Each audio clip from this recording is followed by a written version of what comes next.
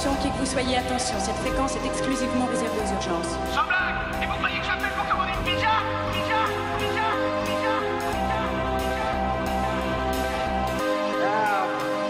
I'm a man. Well, nobody's perfect.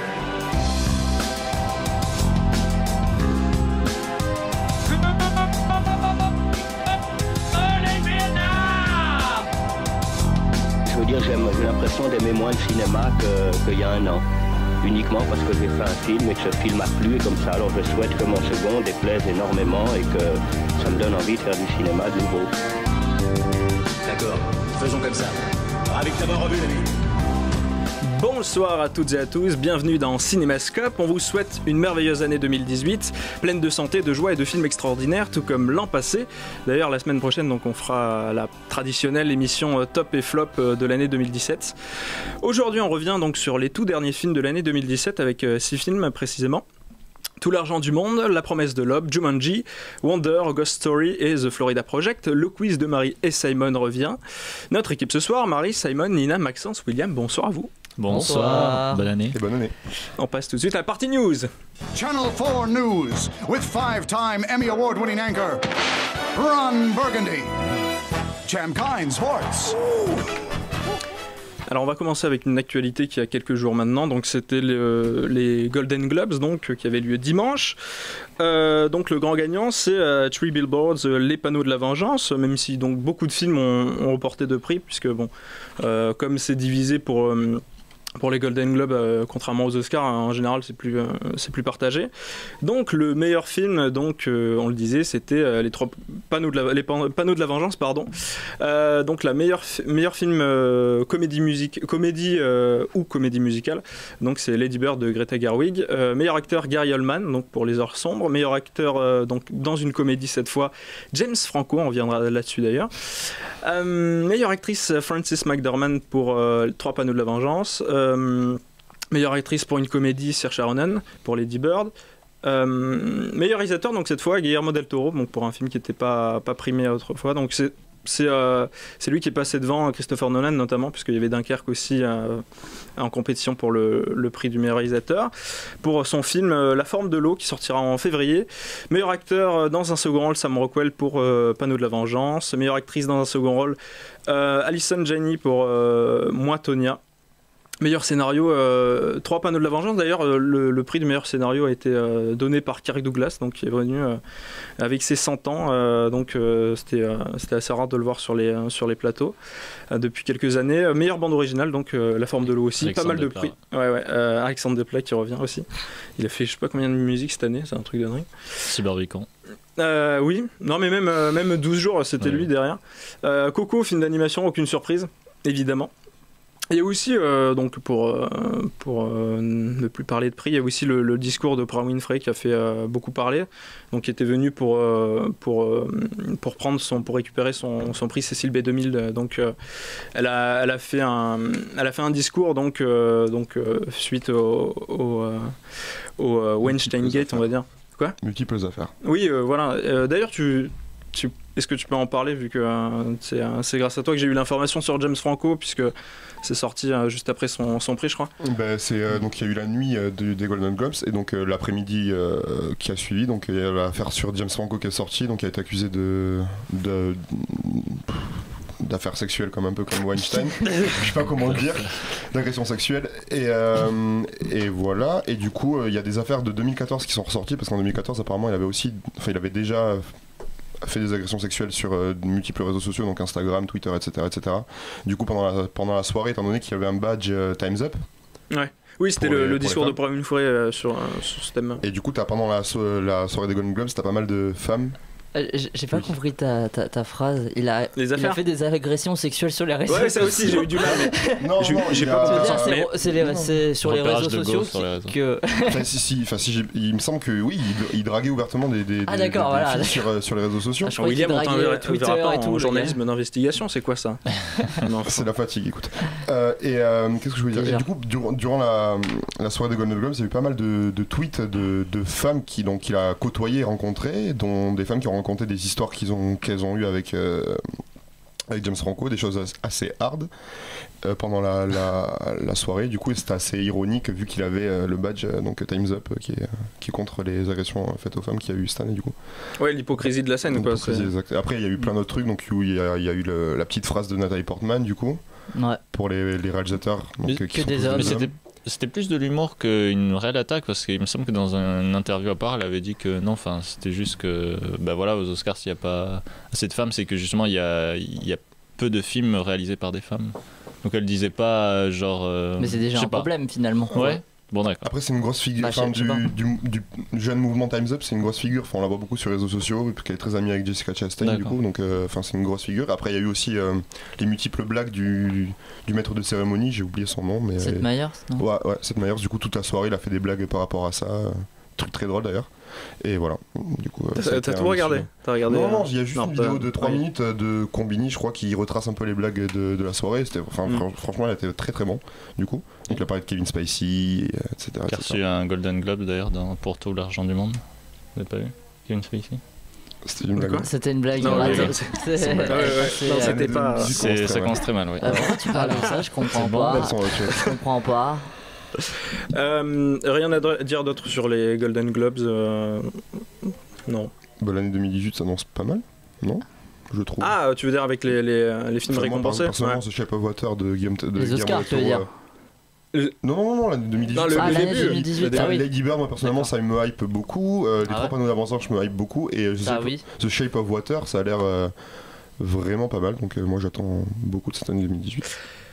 Il y a aussi donc l'actu qui a été tombé il y a quelques jours aussi sur Cate Blanchett qui va être présidente du jury du 71e Festival de Cannes, donc il y aura lieu du 8 au 19 mai prochain.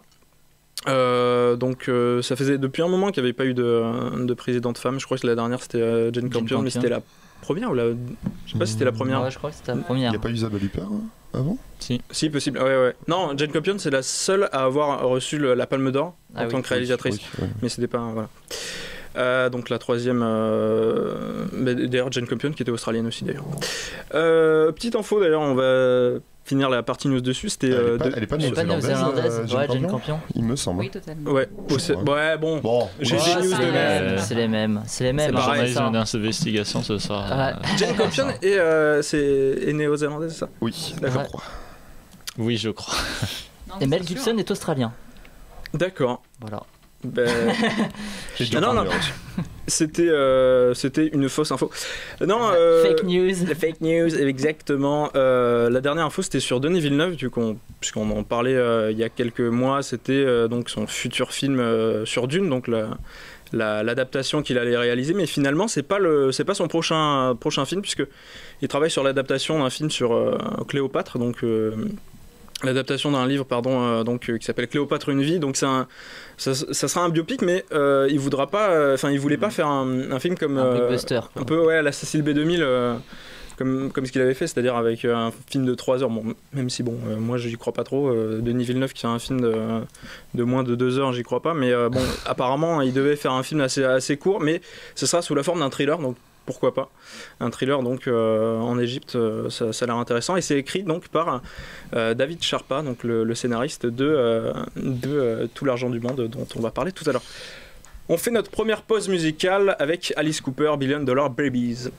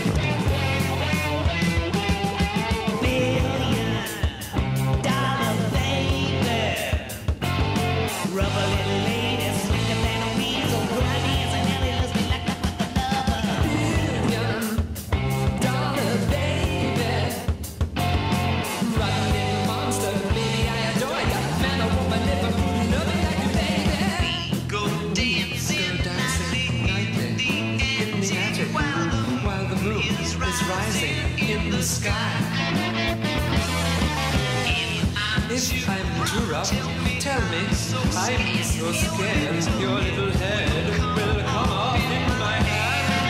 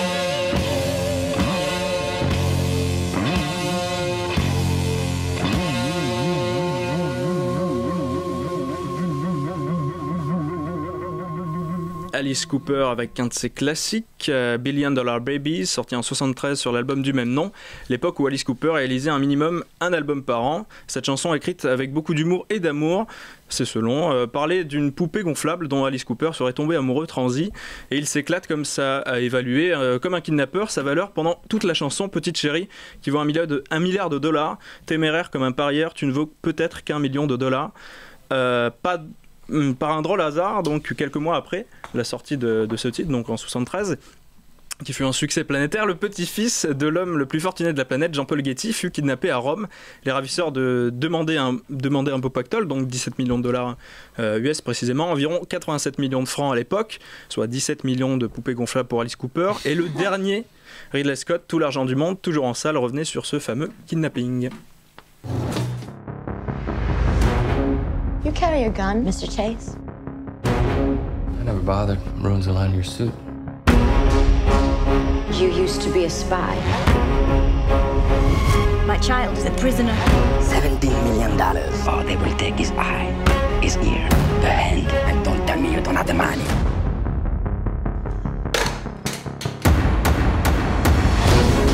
My former father-in-law only buys the best. It's time for you to do whatever it is he pays you to do. Let's hope you're half as good as everything else he's bought. We need to pay the ransom, Mr. Getty. I do not have the money to spare. No one has ever been richer than you are at this moment. What would it take for you to feel secure? More. I'm gonna find your son.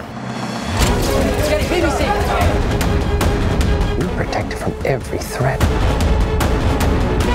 Unless that threat happens to be me. Mom. Paul, I just want to go home. Paul. I didn't hire an ex-CIA officer just to pay people off.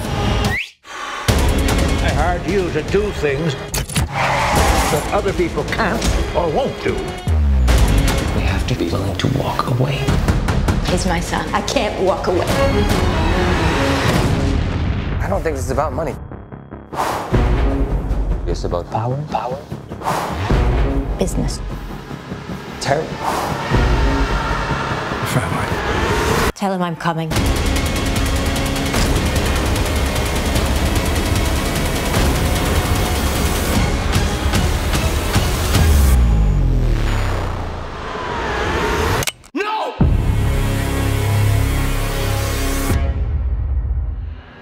Tout l'argent du monde de Ridley Scott, Rome 1973, des hommes masqués kidnappent Paul, le petit-fils de Jean-Paul Getty, un magnat du pétrole connu pour son avarice, mais aussi l'homme le plus riche du monde. Pour le milliardaire, l'enlèvement de son petit-fils préfère préférée n'est pas une raison suffisante pour qu'il se sépare d'une partie de sa fortune. Et Gail, la mère de Paul, femme forte et dévouée, va tout faire pour obtenir la libération de son fils. Elle s'allie à Fletcher Chase, donc, qui est joué par Mark Wahlberg. C'est la première fois que Mark Wahlberg apparaît dans Cinémascope dans un film. Non, tu avais parlé aussi dans... Ouais, mais il n'était pas officiellement. Oui, il n'était pas officiellement. Donc voilà, qui joue un mystérieux chef de sécurité du milliardaire, donc.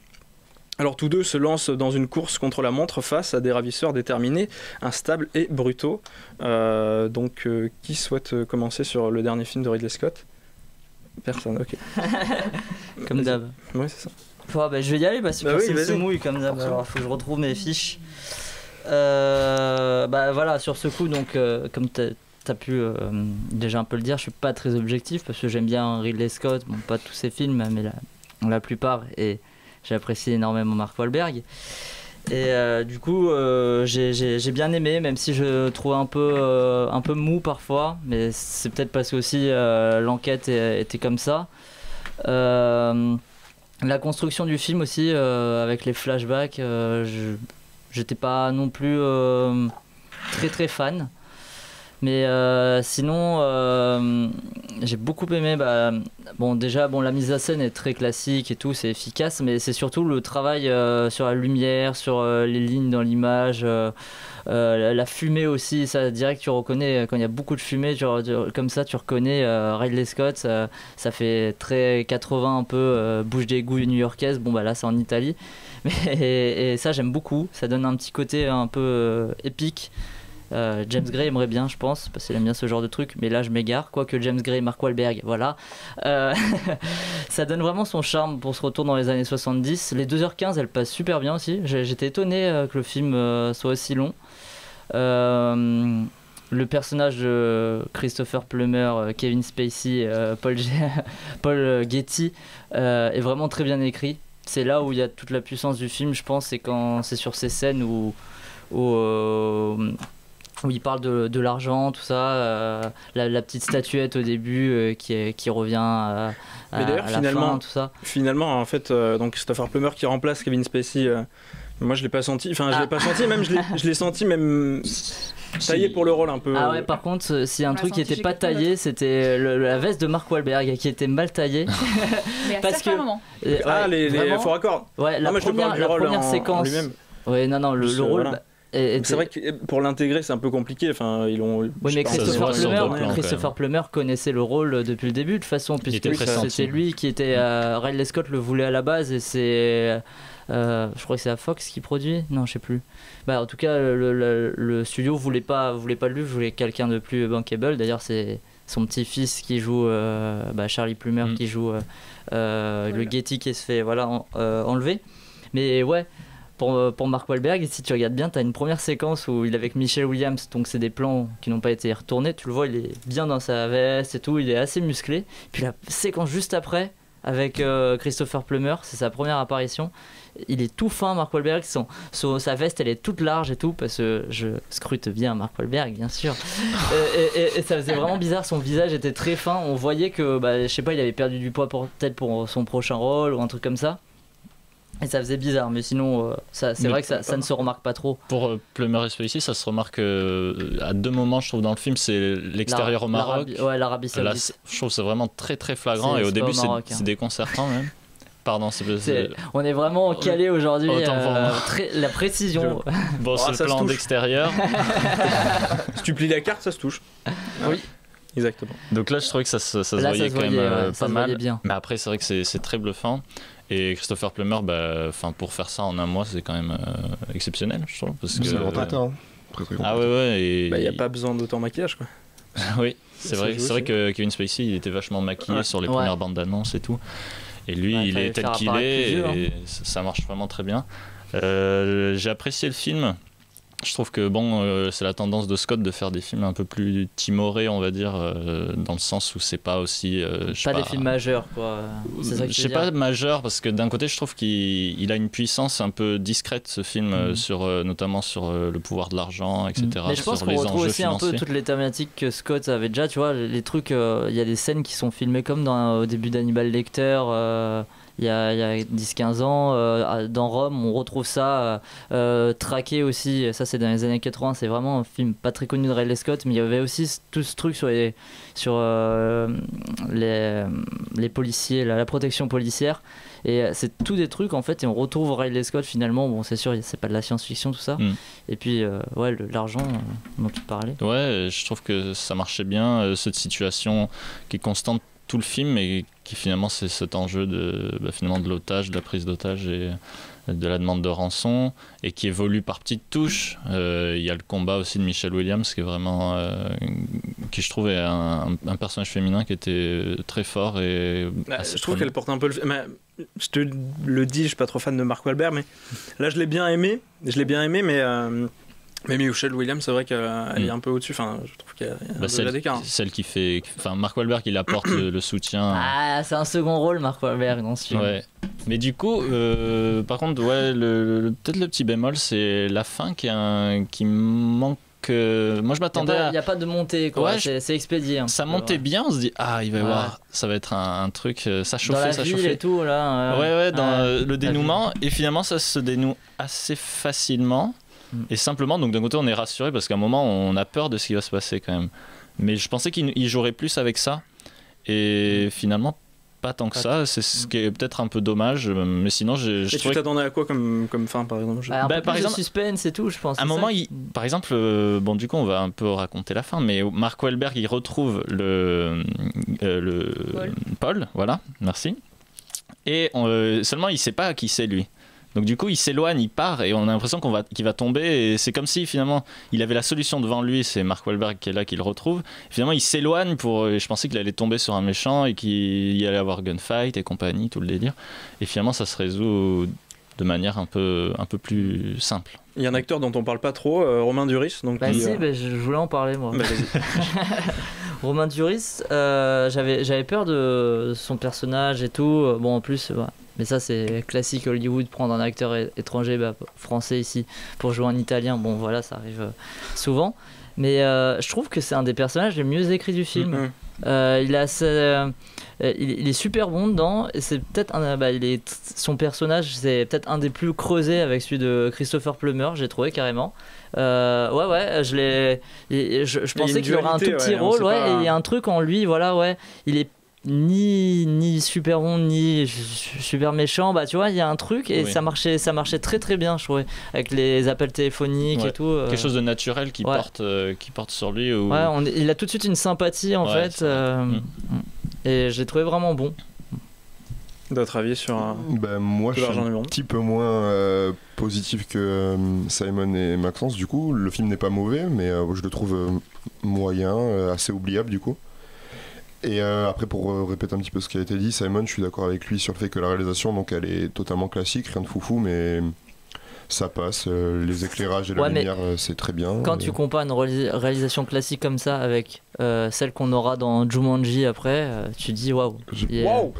Ouais, tu l'as pas vu, je sais, mais c'est vraiment catastrophique. Mais non, mais ça passe, c'est assez bien fait. Je suis donc ce que vient de dire Maxence sur la fin. Moi, justement, j'aurais aimé que ça finisse comme tu l'as dit, qu'il se trompe enfin, il y a Mark Wahlberg en face de lui, du coup il sait pas qui c'est, du coup il part et il rencontre encore quelqu'un de mauvais, du coup c'est ce qui tend, mais après et ça se termine pas comme ça, du coup j'étais un petit peu déçu de la fin. Oui, mais après c'est inspiré de faits réels, du coup, donc tu vas faire la fin triste parce que bien sûr. Moi je pensais, quand tu étais plus négatif sur la fin, où tu posais un bémol, c'est que je pensais que tu parlais du moment où Michelle Williams revient, voilà.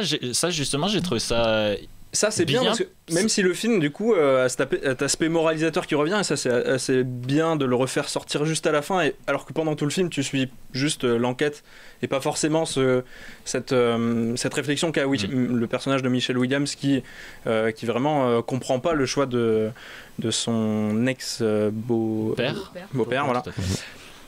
Et ça c'est vraiment un propos assez intéressant et novateur dans un film comme celui-ci, parce que vrai.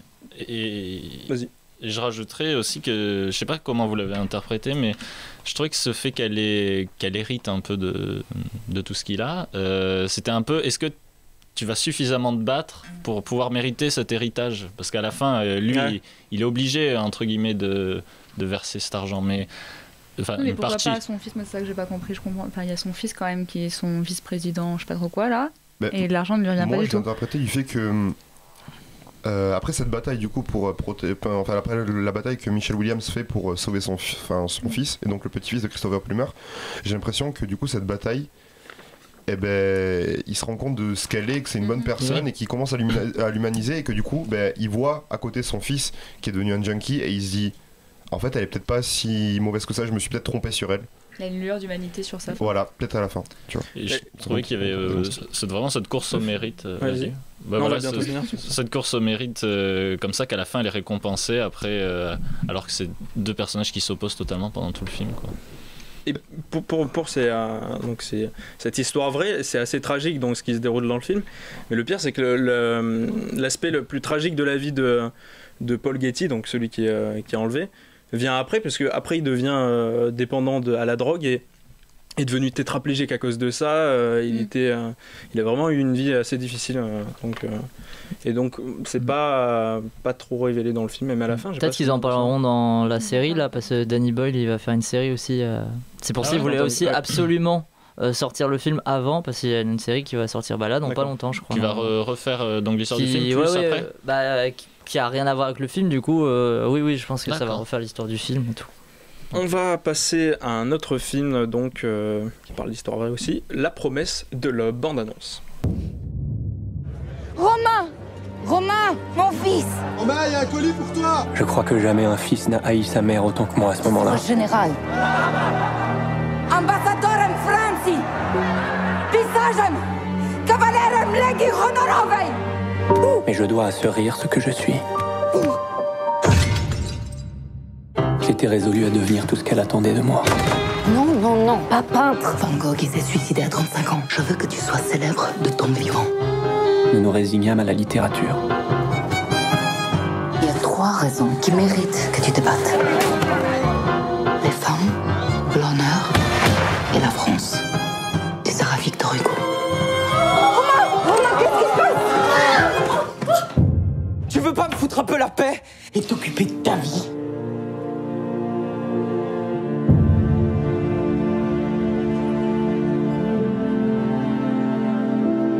L'idée que ma mère pût mourir avant que j'aie accompli tout ce qu'elle attendait de moi m'était intolérable. Il fallait que je devienne un génie de la littérature française en écrivant un chef-d'œuvre immortel. Je me fis la promesse de donner un sens à son sacrifice, d'être digne d'elle. J'allais consacrer ma vie à cette tâche. Ça fait des mois que tu n'as rien écrit. Ça veut rien dire, ça veut dire qu'il y a la guerre. Ça veut dire que je peux pas faire autre chose, que je fais ce que tu m'as demandé. Je suis malade. Et alors, j'ai promis à tout le monde que tu allais sauver la France. Tu vas te battre jusqu'à la victoire. Et je t'interdis de mourir. Alex!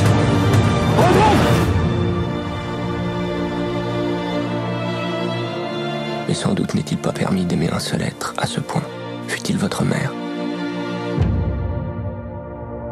La promesse de l'aube de Éric Barbier avec Pierre Ninet et Charlotte Gainsbourg, de son enfance difficile en Pologne, en passant par son adolescence sous le soleil de Nice, jusqu'à ses exploits d'aviateur en Afrique pendant la Seconde Guerre mondiale. Romain Gary a vécu une vie extraordinaire, mais cet acharnement à vivre 1000 vies, à devenir un grand homme et un écrivain célèbre, c'est à Nina, sa mère, qu'il le doit.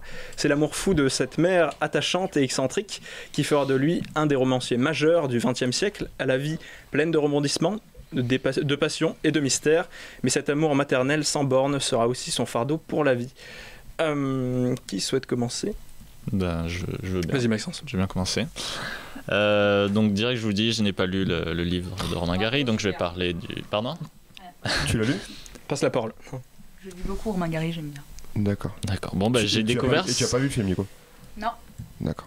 C'est tout. Bon, ça m'a en face de tes contradictions. On peut parler du film maintenant ou pas? Okay. Non, et du coup, ça m'a, pour le coup, ça m'a donné envie de lire son roman parce que j'ai trouvé le film très beau. C'est-à-dire que c'est assez classique et académique. Il y a des films un peu français comme ça qui racontent une autobiographie avec des flashbacks un peu par-ci par-là. Ce que j'ai aimé, c'est finalement c'est la mère qui construit le personnage de Romain Gary. C'est un peu elle l'auteur du personnage qui est incarné par Pierre Ninet. Et finalement, c'est ça que j'ai aimé, c'est la relation mère-fils où qu'est-ce que... Donc là, c'est la mère, mais comment la mère finalement façonne un fils, crée un fils, et lui, il se sent obligé de faire tout ce qu'il fait, et j'ai trouvé ça très beau du coup, même les scènes justement où c'est assez honteux comment elle peut se comporter devant tout le monde, la mère poule, etc.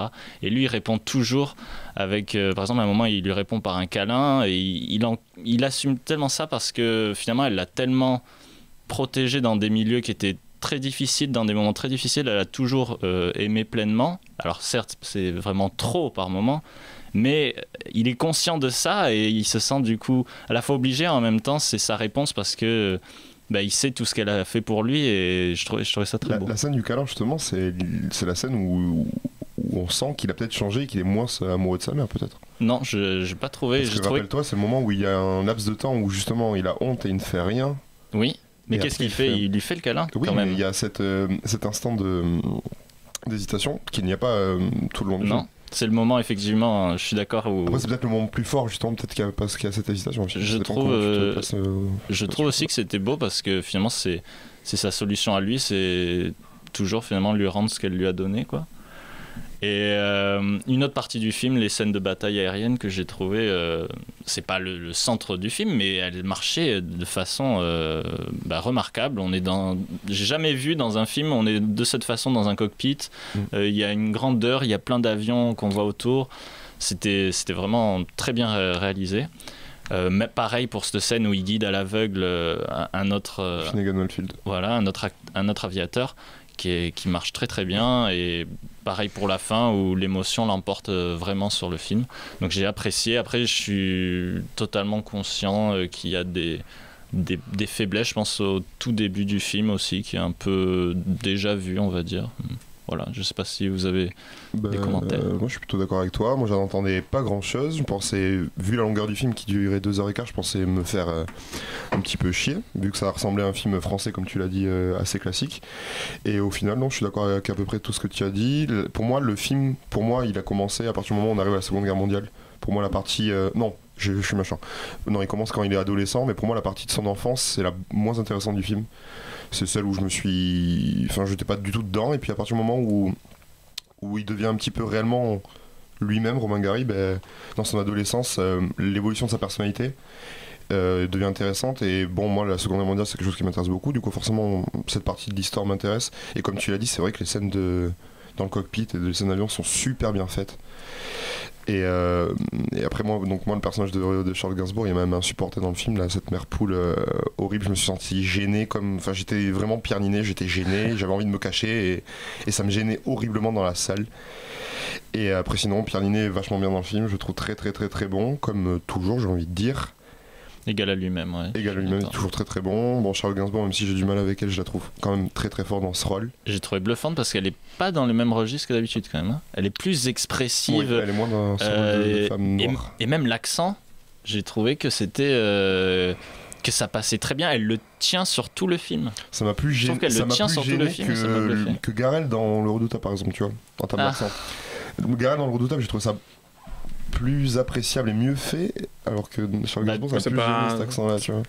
Peut-être pas le même délire. Ouais. Mais... C'est pas le même délire, mais non, je compare deux films où il y a eu des accents. Mais c'est vrai que ce qui est assez troublant avec cet accent, c'est qu'il évolue pas, alors que le film part de la jeunesse de Romain Gary quand il doit avoir, je crois qu'il doit avoir 7 ans. 8 ans. Ouais. 7 ans. Et puis après, donc quand le personnage, Nina, donc jouée par Charles Gainsbourg, arrive à Nice, on peut s'attendre à ce qu'elle perde peut-être son accent un peu, pas du tout. Ouais. Pas du tout, alors que c'est quelqu'un d'assez sociable, même si finalement on a l'impression qu'elle reste figée sur Pierre Ninet, et sa vie sociale, elle la met de côté, c'est-à-dire on parle pas de ses amours, pas de ses amants. Si elle en a eu, on ne sait pas trop. À un moment, Pierre Ninet, Romain Gary essaye de la caser, on va dire. Ce qu'elle va rejeter avec beaucoup d'insistance. C'est là où on comprend que finalement c'est plus du tout quelque chose qui l'intéresse. Elle, finalement, son nouvel homme, c'est son fils. Moi, c'est vraiment comme ça que j'ai vu. Ça l'a toujours été d'ailleurs. Ouais, c'est un peu la. Parce qu'on ne parle absolument pas du personnage. Enfin, j'ai pas lu le livre non plus comme Maxence, donc je sais pas l'histoire du père, mais on ne parle absolument pas du père de Romain Gary. Donc c'est pour dire aussi la relation amoureuse qu'il y a. Mais le problème que j'ai eu avec ce film, même si j'ai beaucoup aimé aussi la prestation de Pierre Ninet, Charles Gainsbourg m'a pas tellement dérangé non plus. Il y a aussi plein d'acteurs, donc tu l'as dit, avec Finnegan Oldfield, Didier Bourdon, Jean-Pierre Daroussin, Didier Bourdon, voilà, qui viennent pimenter un peu ces petites tranches de vie, parce que chacun arrive à un milieu de la vie différente de Pierre Ninet. Et finalement, moi je trouve que le film, même si ces deux acteurs sont exceptionnels, je trouve qu'il manque d'émotion. J'ai pas ressenti cette émotion-là. Est-ce que t'attendais quelque chose du film ou pas du tout? Oui, j'attendais. Oui, j'attendais. Moi, tu vois, parce que moi, je n'attendais pas grand-chose et au final, j'ai trouvé plutôt relativement assez bien fait au niveau de l'émotion. Je trouve qu'il arrive à nous embarquer sur la fin. Avec du coup cette voix off Ouais, mais le problème c'est que c'est ça qui englobe le film. C'est on démarre le film au Mexique, je crois, ou en Amérique latine, je sais plus très bien. Mexico.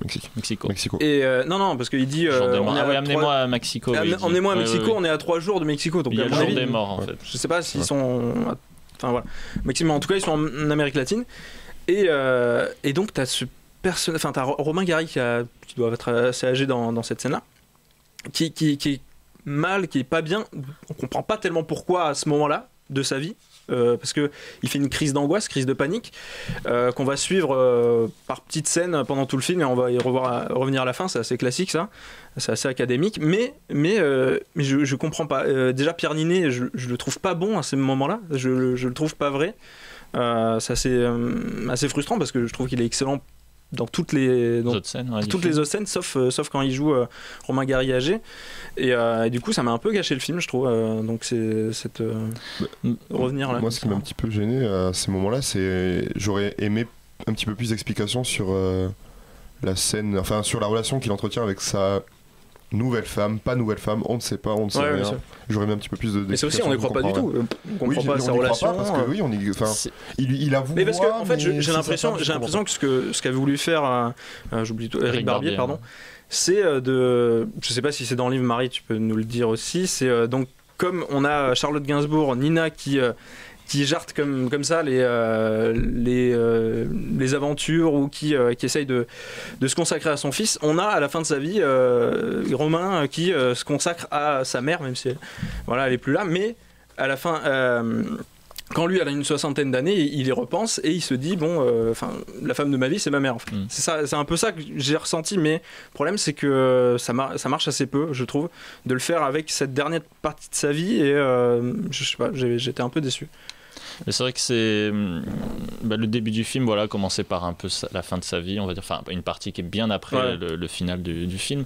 Parce que si tu connais pas Romain Gary, tu peux te dire, je sais pas, il va claquer ou quoi. Parce qu'en plus, à la fin, on a tout un texte qui nous explique qu'il a encore beaucoup de choses à vivre, justement. C'est qu'une partie de sa vie, c'est qu'une première partie de sa vie, ce qu'on voit dans le film. Moi, ce que j'ai aimé dans ces petites scènes, qui sont effectivement peut-être un peu plus faible que le reste, c'est le travail de maquillage sur Pierre Ninet, parce qu'il a une tête vraiment assez... Ça fait un peu cherche le César, quoi, hein, de le mettre comme ça. Bah oui, j'ai l'impression qu'ils ont mis ce passage, ces séquences là pour faire transformation un peu. Je l'ai vraiment senti. Même pour Charlotte Gainsbourg, qui est maquillée. C'est très mal fait, je trouve. C'est très mal fait. Ah ouais, ça vous pour les deux, moi je trouve que c'est mal fait. Mais Pierre Ninet, ça va, mais je la trouve très mal vieillie, Charlotte Gainsbourg, en film. Après, il y a un ressort scénaristique que j'ai bien aimé dans le film. Bon, après, vu qu'on connaissait pas le livre, du coup, ça m'a fait un effet, mais c'est quand il revient après la guerre, et que du coup, le médecin lui. On le dit, ça, du coup. Bon, le médecin lui annonce quelque chose par rapport. Après, là, on est toujours en train de parler de La Promesse de l'Aube. Oui. Ah. Pourquoi ? On se fait chier dans cette émission. Vous avez vu La Promesse de l'Aube, Simon ?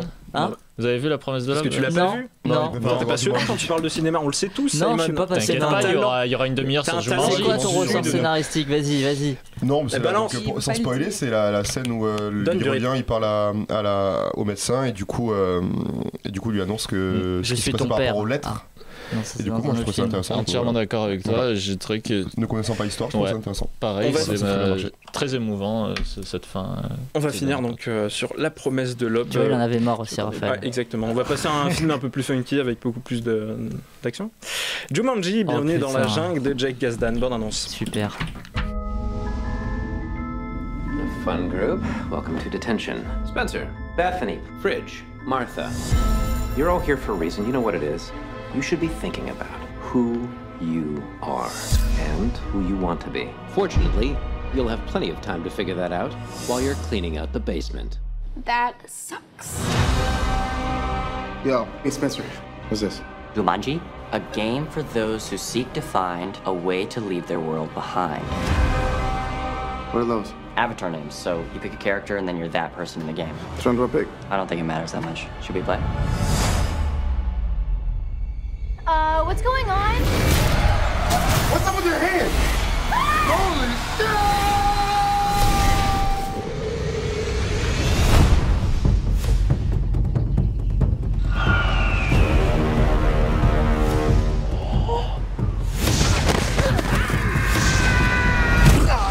What, Vay? Who the rest of me? Oh my God. Fridge? Yeah, I'm Fridge. Who are you? It's me, Spencer. Who is she? Martha? I think we got sucked into the game, and we've all become the avatars we chose. So that means I'm Bethany? Oh. Bethany! Bethany!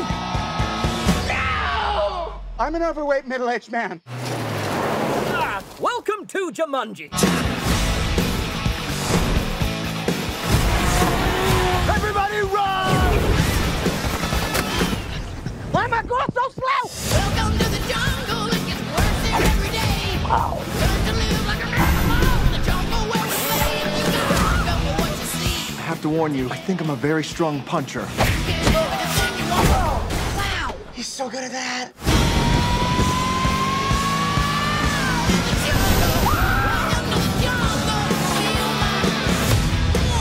Damn, that is a man right there. Don't cry, don't cry. Don't cry, it's gonna be okay. All right. I can't help it.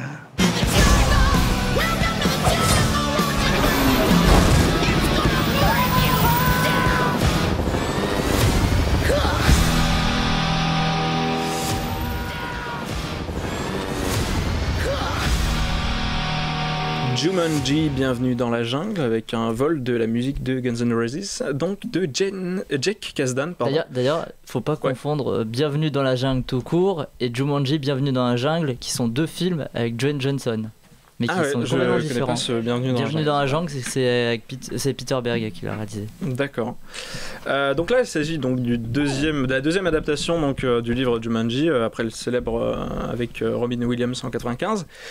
Le destin de 4 lycéens retenus bascule lorsqu'ils sont aspirés dans le monde de Jumanji. Après avoir découvert une vieille console contenant un jeu vidéo dont ils n'avaient jamais entendu parler, les 4 jeunes se retrouvent... Pourquoi tu rigoles, Marie? Le synopsis est déjà drôle, c'est ça? Pas du tout. Oui, c'est ça. Déjà, ça serait plus drôle que le film, quoi. Ouais. Attends, c'est ce que je veux déjà. Oui, parce que c'est comment dans Teen Movie, quoi. Donc voilà, c'est... j'ai pas envie de lire tout le synopsis, de toute façon, c'est pas super important, c'est pas... On a un petit écho, c'est sympa. D'ailleurs, Barry, qu'est-ce que t'as pensé donc de Jumanji? C'était intéressant. Intéressant.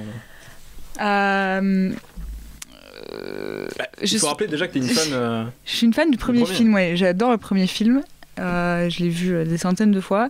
Et du coup, je m'attendais pas forcément à une bonne suite. Hein. J'ai vu la bande-annonce, je me suis dit que ça allait être raté. Puis j'ai vu les notes qu'on lui avait mises sur Allociné et sur tous les sites. Je me suis dit, c'est fou les bonnes notes qu'il a, ça doit être une bonne surprise. Et au final, ça l'est pas.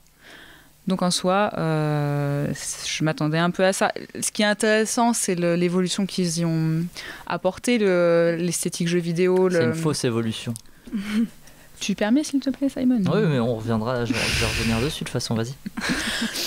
Non, mais voilà, la modernité qui est apportée au jeu, pour s'adapter certainement aux générations actuelles, c'est une bonne chose. L'esthétique jeu vidéo, je pense qu'elle est pas mal menée. Le casting est sympa. Dwayne Johnson, Karen Gillan, Jack Black. Mais je pense que c'est les seuls Kevin Hart, oui. Je pense que c'est les seuls atouts du film parce que et puis pas Kevin Hart alors. Petite référence aux premiers films qui sont toujours sympas quand on aime le premier film. C'est tellement pas subtil. Ah bah, je sais pas, je m'en souviens pas du tout. Il y a eu deux références au mais heureusement qu'ils l'ont fait, s'ils l'avaient pas fait, ça aurait été. Oui, ça aurait été bizarre. Tu le fais pas comme ça, genre ouais, il y avait un mec qui s'appelait Alan Parrish qui habitait ici, moi j'ai juste pris sa maison. Attends, déjà un peu de positif, après on va le détruire. Il y a autre chose ? Bon, vas-y. Bon, voilà. Et du coup, côté négatif du film. Ah, direct. Ok. Oui. Non, mais je sais pas. Mais oui, mais il m'a coupé avant, je passe au négatif. Écoute, la musique est pas si mal. La musique est pas si mal. Quoi ? Ouais, elle est pas Quelle si musique ? mal. La musique de Blue Mountain. Les tambours, ils sont sympas, c'est bon. De quoi ? Comme dans le premier, les tambours, ils sont sympas. Oui, voilà, c'est l'humour. Et pas bon, moi c'est vrai que je suis pas celle qui rigole le plus, mais voilà. j'ai pas forcément énormément rigolé. Les différentes épreuves qui passent sont similaires au premier film. Pour le coup, il n'y a pas beaucoup d'originalité au niveau des énigmes, tout ça. Enfin, mais moi, je me souviens pas du premier, mais en fait, c'est inversé, c'est ça. C'est Comment ça, dans le premier, c'est un personnage de Jumanji qui vient dans le réel. En fait, c'était un mec qui était bloqué et qui ressort du jeu. Qui ressort du jeu, mais il vient dans la réalité. La réalité, et là, c'est l'inverse. Oui, bah enfin, c'est miroir. Vraiment, les animaux qui combattent, tout ça, c'est vraiment la même chose que le premier film. Finalement, la base du projet, en tout cas, moi, je la trouve du coup intéressante parce que t'as deux univers un peu opposés et du coup, tu le prends en effet miroir et puis même. Ouais, mais dans la série animée, t'étais déjà dans le jeu. C'était déjà proposé, ouais. C'était en fait ce qui se passait pour Alan Parrish. Je connais pas du tout les Jumanji. Le mec est pas bossé, quoi. Non, mais j'ai vu celui-ci, c'est bien. Et t'as vu Zathura ? Non. C'est un espèce de Jumanji aussi. Oh non, ça va, franchement, Zathura, ça va. Je connais pas. C'est pas le deuxième Jumanji. C'est John Favreau. Faisons un mauvais point. L'histoire est totalement. Enfin, on sait ce qui va se passer. On sait ce qui va se passer dans le film. C'est cousu de fil blanc. En vrai, tu passes d'une épreuve à une autre. On sait qu'ils ont des points faibles, qu'ils vont tous expérimenter leurs points faibles, qu'ils vont tous finir à une seule vie. Et on sait pas s'ils vont mourir. En fait, personne ne meurt parce que forcément, c'est Jumanji et que tous les acteurs sont aimés. Et il y a un seul personnage féminin dans le film. Enfin, il y a Jack Black qui oui, on a un personnage féminin qui est un homme. Oui, voilà. Et puis il y a un autre personnage féminin qui est à moitié à poil. Mais après, tu vois, ça je suis d'accord avec ça, mais tu peux le prendre sous divers angles, dans le sens où tu te dis, c'est un jeu des années 90, tu te dis, c'est un peu critique dans le sens où t'as qu'un personnage féminin et c'est Tomb Raider. Enfin, c'est le cliché de Tomb Raider. Oui, mais dans ces cas-là, t'en fais quelque chose de ta pseudo-critique. Franchement, parce que là, c'est juste à danser, à frapper des gars, c'est enfoncer le plus. Elle le dit juste au début. J'essaye de le défendre, merde. Pourquoi je suis en short et tout, mais sinon en vrai, soit il sexualise à mort la fille qui est un peu coincée au départ, soit la bimbo il la transforme en mec. Donc c'est-à-dire que au final, on se retrouve avec un personnage qui on voit plus son corps que. C'est un film où t'as deux clichés de jeux vidéo. T'as Dwayne Johnson et j'oublie le nom de je le connais pas. Karen Gillan. Voilà, où c'est Tomb Raider et de l'autre côté t'as le gars baraque qui. Non mais ça du coup c'est un peu les éléments perturbateurs dans le sens où. Je sais pas, ils sont un peu. J'ai l'impression qu'ils sont vraiment rajoutés Kevin Hart et Jack Black sur cette histoire. Bon. Mais c'était facile de caler un autre personnage féminin à l'image, quoi. Ils l'ont pas fait. Non, je suis d'accord avec toi, Marie. Les Arthur, bien sûr, Arthur qui est sur scène en ce moment au Palais des Sports de Paris. Non, les acteurs s'amusent, mais nous quand même beaucoup moins. Ça se regarde, mais là. À payer une place. De là à payer une place, je ne crois pas. Moi, j'étais juste content. Est-ce que tu l'as vu en IMAX ? Non, il n'existe pas en IMAX. Tu l'avais en 3. Il y a rien ? Je l'ai vu en normal. Putain. Moi, ça me faisait plaisir de voir Bobby Cannavale parce que je savais pas qu'il était dedans et j'aime beaucoup cet acteur. Et aussi de voir Alex Wolff qui fait Dwayne Johnson, mais en vrai, qui lui jouait dans Track à Boston. Après. Là où en fait le Jumanji original, je trouvais traité de problèmes d'adultes, sur le temps qui passe et tout. Ici, ça joue beaucoup plus la carte du fun, comme tu l'as dit. Et c'est pas une super. Il y a beaucoup moins d'enjeux, ouais. C'est pas une super bonne solution. Pour être critique, les enjeux qu'il pourrait y avoir au personnage qui restait coincé dans le jeu et qui du coup, je en spoil, mais bon, qui va ressortir bien des années plus tard du jeu. Et finalement personne c'était pas un temps où les gens l'ont oublié ou quoi. Il revient dans un monde où parce tout s'est bien passé pour lui. Une réalité alternative. Oui, mais du coup, ça aurait été peut-être un élément perturbateur pour lui et même intéressant à voir. Mais non, mais c'est parce que ça se veut fidèle au premier. Au premier, c'est la même chose à la fin. Putain, mais je me souviens pas du premier. Je me souviens plus scène avec un chimpanzé, désolé. Il revient en fait, il revient en arrière. Ils attendent dans le premier, ils attendent que les enfants qu'ils ont rencontrés dans le jeu naissent. D'accord. Ils se font amis avec les parents. Mais comme il y a toute cette thématique sur le temps, tout ça, ça marche. C'est tout de suite plus intéressant parce que là, il n'y a aucune originalité. Je veux bien aussi que Jumanji soit un jeu vidéo maintenant. Ouais. Ça me pose pas de problème. Surtout que ça décortique un peu, ça détruit le. Non, c'est ça le problème parce que je trouve il y a aucun commentaire, sur aucun PNJ, jeu sur le gameplay. Voilà, à part ça, à part une blague sur un PNJ et. La manière de filmer, tu vois. Les cinématiques, pas des cinématiques. Les cinématiques, voilà. Mais du coup, ça rend un méchant assez très très plat d'ailleurs. Ouais, on l'oublie très vite. Ouais, mais c'est clair, mais parce qu'il est pas très important. Mais en tout cas, il aurait pu avoir un espèce de discours, mais après, c'est pas ce qu'on lui demande. Je veux dire, c'est sûr, c'est pas Existence, mais. Ouais. Y a rien sur la mise en scène, sur la musique aussi, c'est super plat. C'est un film d'action coincé dans un teen movie, quoi, un peu. Ouais, parce que. Avec un débit. Ouais, c'est vrai, ouais. Mais. Jouer sur les clichés aussi au début en les imposant, tu vois, tout de suite on comprend la blonde sexy, nanana, le mec, le geek, le sportif, nanana. Ça je veux bien, mais sauf que après, comme le disait Nina, c'est que il y a pas de critique, c'est très mal fait, on revient pas dessus, donc ça pêche en fait, ça pêche. Pourquoi tu te marres? Non, rien, je me marre pas. Non, mais il aurait été simple de faire des vannes avec ce personnage qui ressemble à Tomb Raider et de lui donner un peu plus d'intelligence, de consistance. Parce que après, tout en fait reste pareil. T'as ton cliché du début, donc la geek, le geek va finir avec celle coincée, nanana. Et c'est comme dans tous les films, tu l'as vu 1000 fois et il n'y a aucune critique là-dessus. Donc, du vu et revu et encore revu. Bon. Toi qui as aimé Jumanji, toi qui avais hâte de le mettre dans l'émission en plus, ça arrêtait pas. Non, mais je rigole, j'ai pas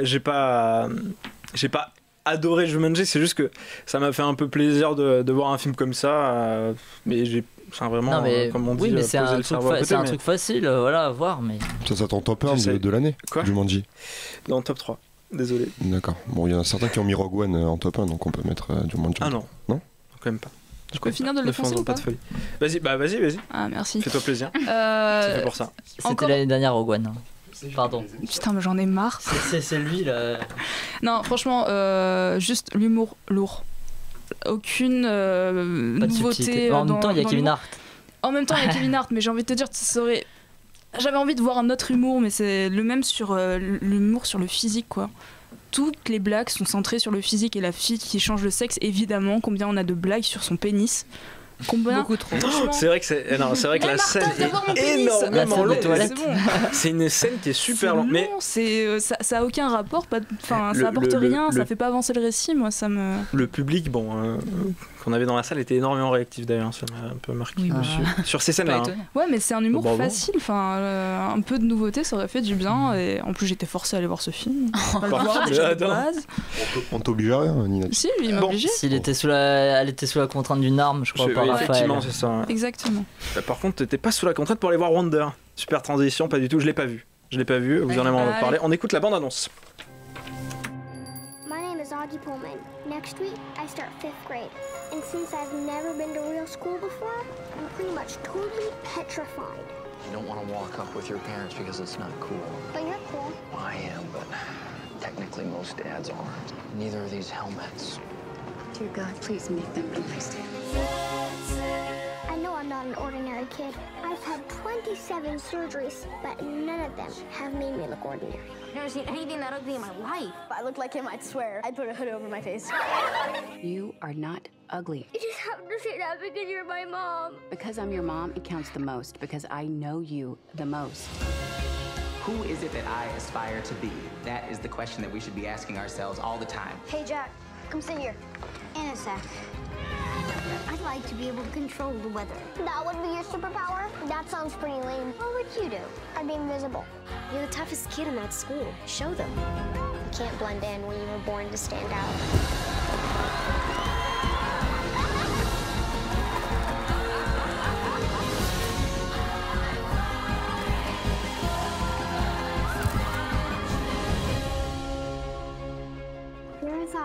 during plastic surgery. Dude, this is after plastic surgery. It takes a lot of work to look this good.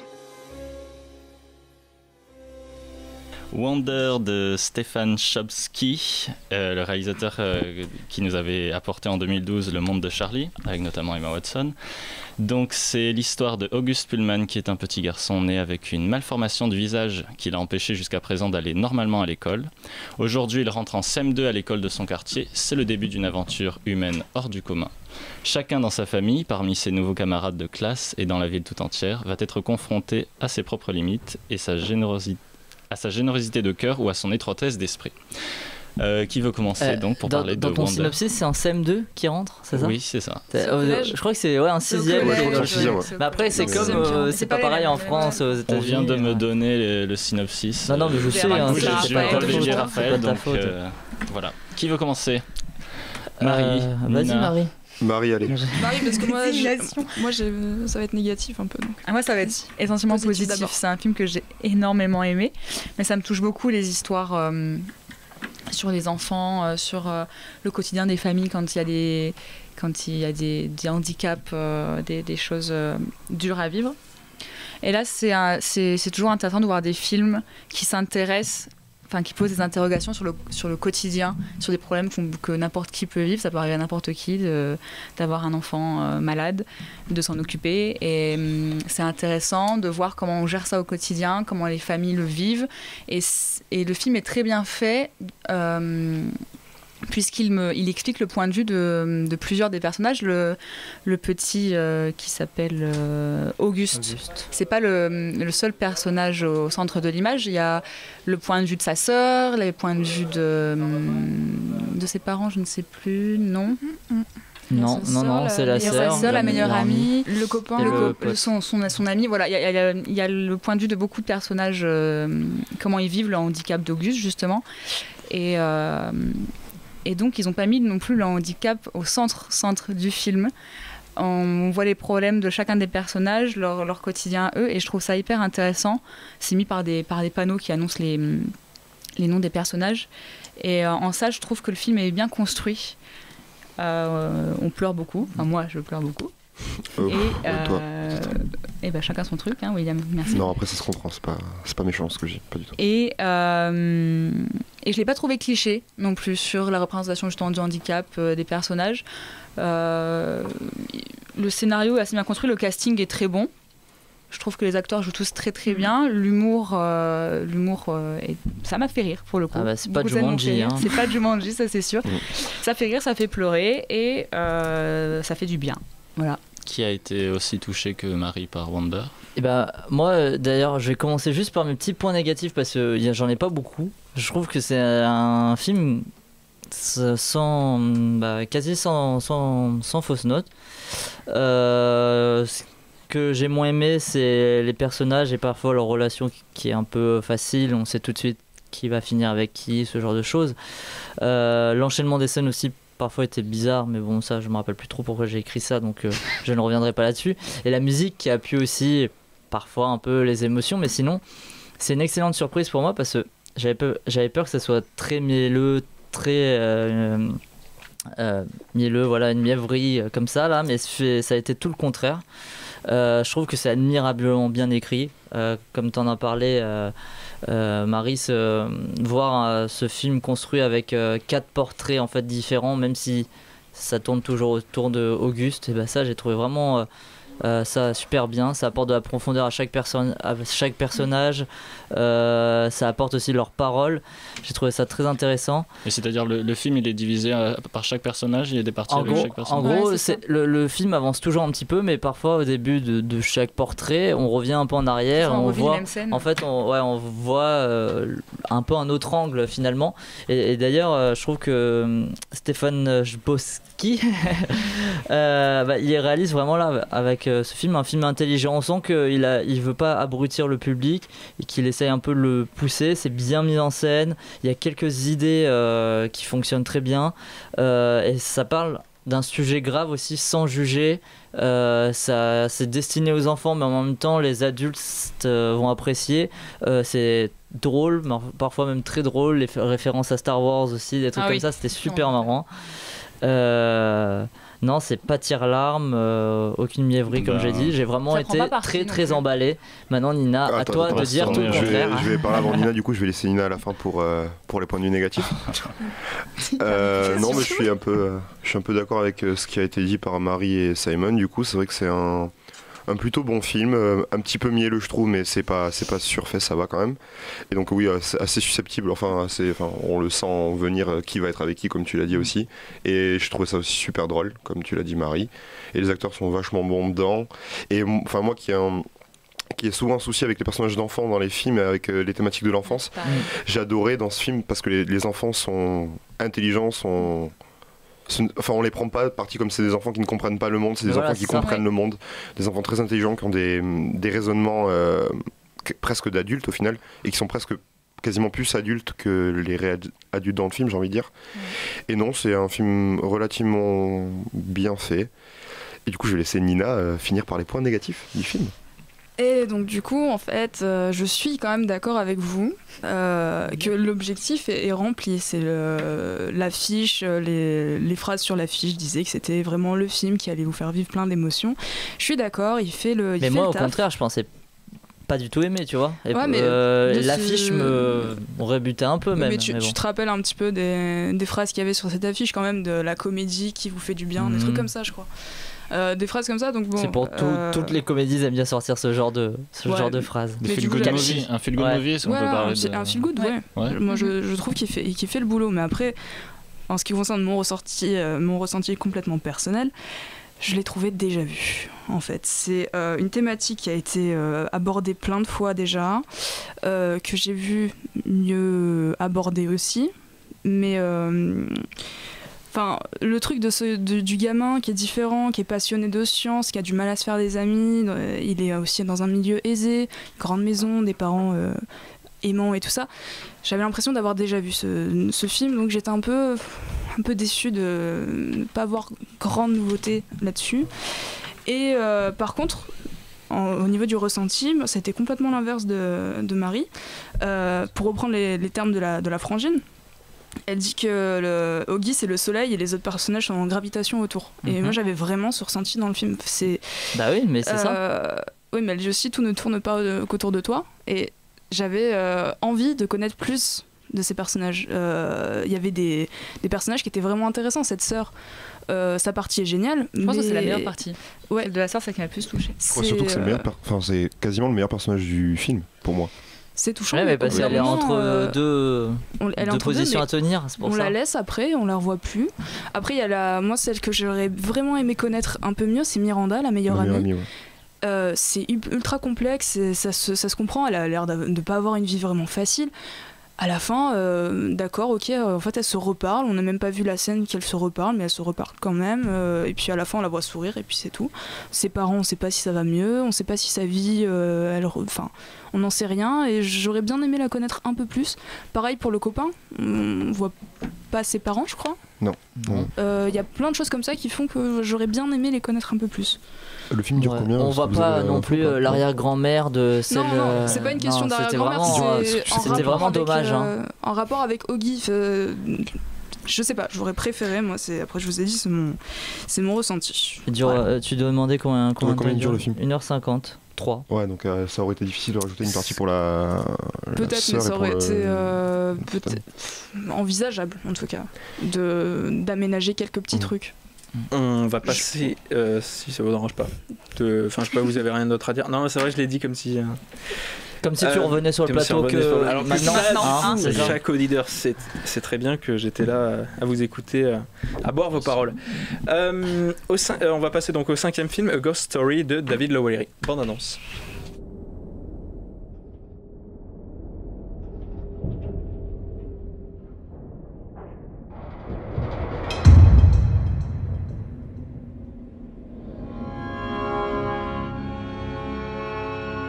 When I was little and we used to move all the time, I would write these notes and I would fold them up really small and I would hide them. What'd they say? They were just like things I wanted to remember, so that if I ever wanted to go back, there'd be a piece of me there waiting.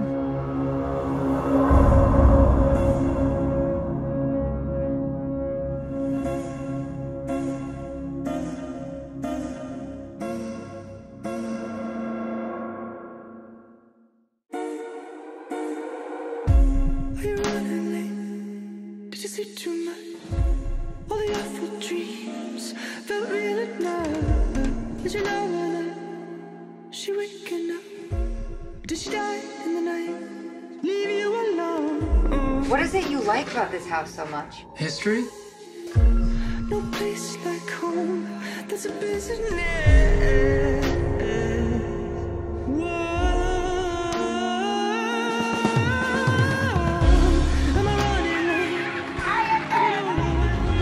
A writer writes a novel.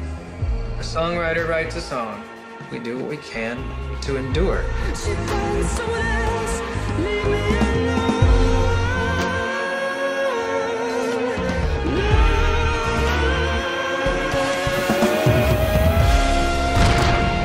We build our legacy piece by piece, and maybe the whole world will remember you, or maybe just a couple of people, but you do what you can to make sure you're still around after you're gone.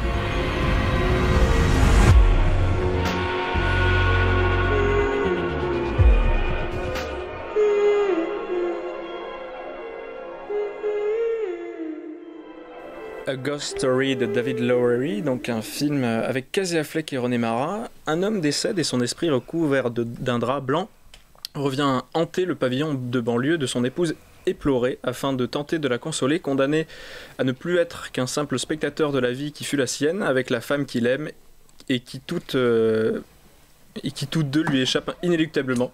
Oui, je découvre aussi le synopsis que j'ai écrit d'ailleurs. Donc, il entreprend alors un voyage à travers la mémoire quelque chose qu'il a écrit, à travers l'histoire. Non, mais je l'ai écrit à un moment. William, tu souhaitais commencer? Ah, tu voulais commencer? Ouais. Ah putain, du coup, je vais spoiler un petit peu mon top de la semaine prochaine. Du coup, parce que. Ah, bah tu viens pas alors. Non, mais du coup, pour moi, c'est le meilleur film de l'année, du coup, et un des meilleurs films que j'ai vu depuis assez longtemps, un des films qui m'a le plus touché depuis bien longtemps. J'ai tout aimé dans le film. Pour moi, le film est parfait, même si je comprends totalement qu'il puisse rebuter pas mal de gens et qu'il y a pas mal de gens qui puissent ne pas l'aimer parce que c'est très difficile au niveau de sa forme. C'est très silencieux, il y a des plans fixes très très longs et on peut penser qu'il ne se passe pas grand chose, mais au final, justement, c'est quand on pense qu'il ne se passe pas grand chose qu'il se passe tout.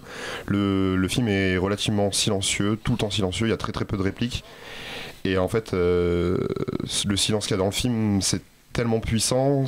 Donc c'est un film qui parle du deuil, comme tu l'as dit dans le synopsis.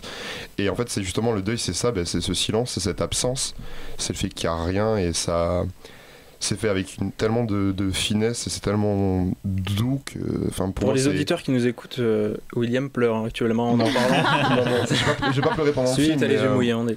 Non, mais j'avoue honnêtement que ça a été une des séances qui m'a le plus touché depuis bien longtemps. Mais ouais, c'est super bien fait, c'est super doux. Et le fait aussi de transformer cette... Enfin, au final, c'est un fantôme tout banal, c'est juste un drap sur quelqu'un. On pourrait penser que c'est... Casper.